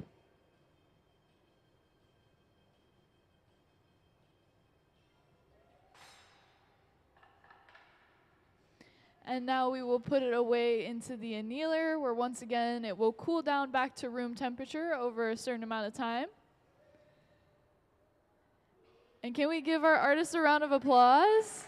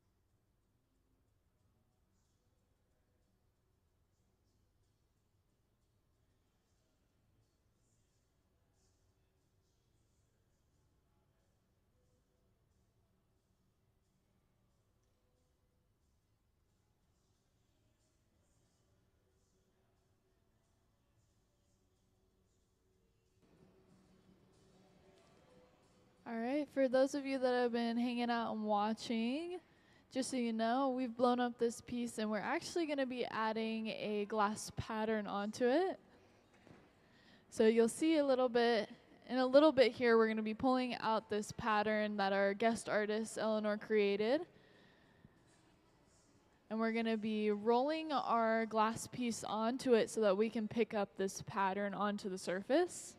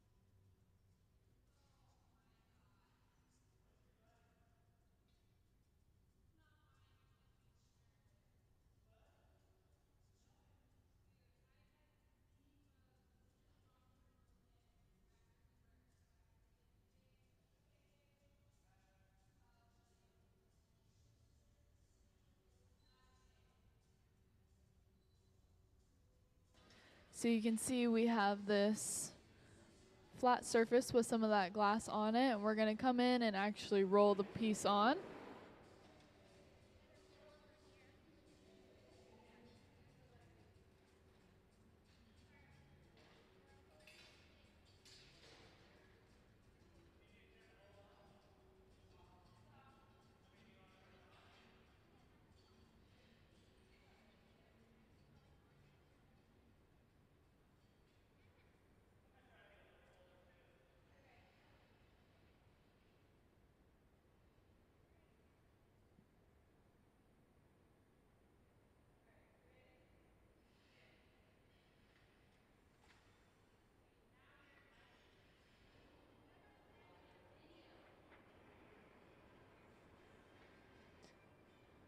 So you can see we add a little bit of heat as we start to roll this onto the surface of the glass. And as the piece makes its way back around, we'll be able to see that all of that has been collected onto the surface.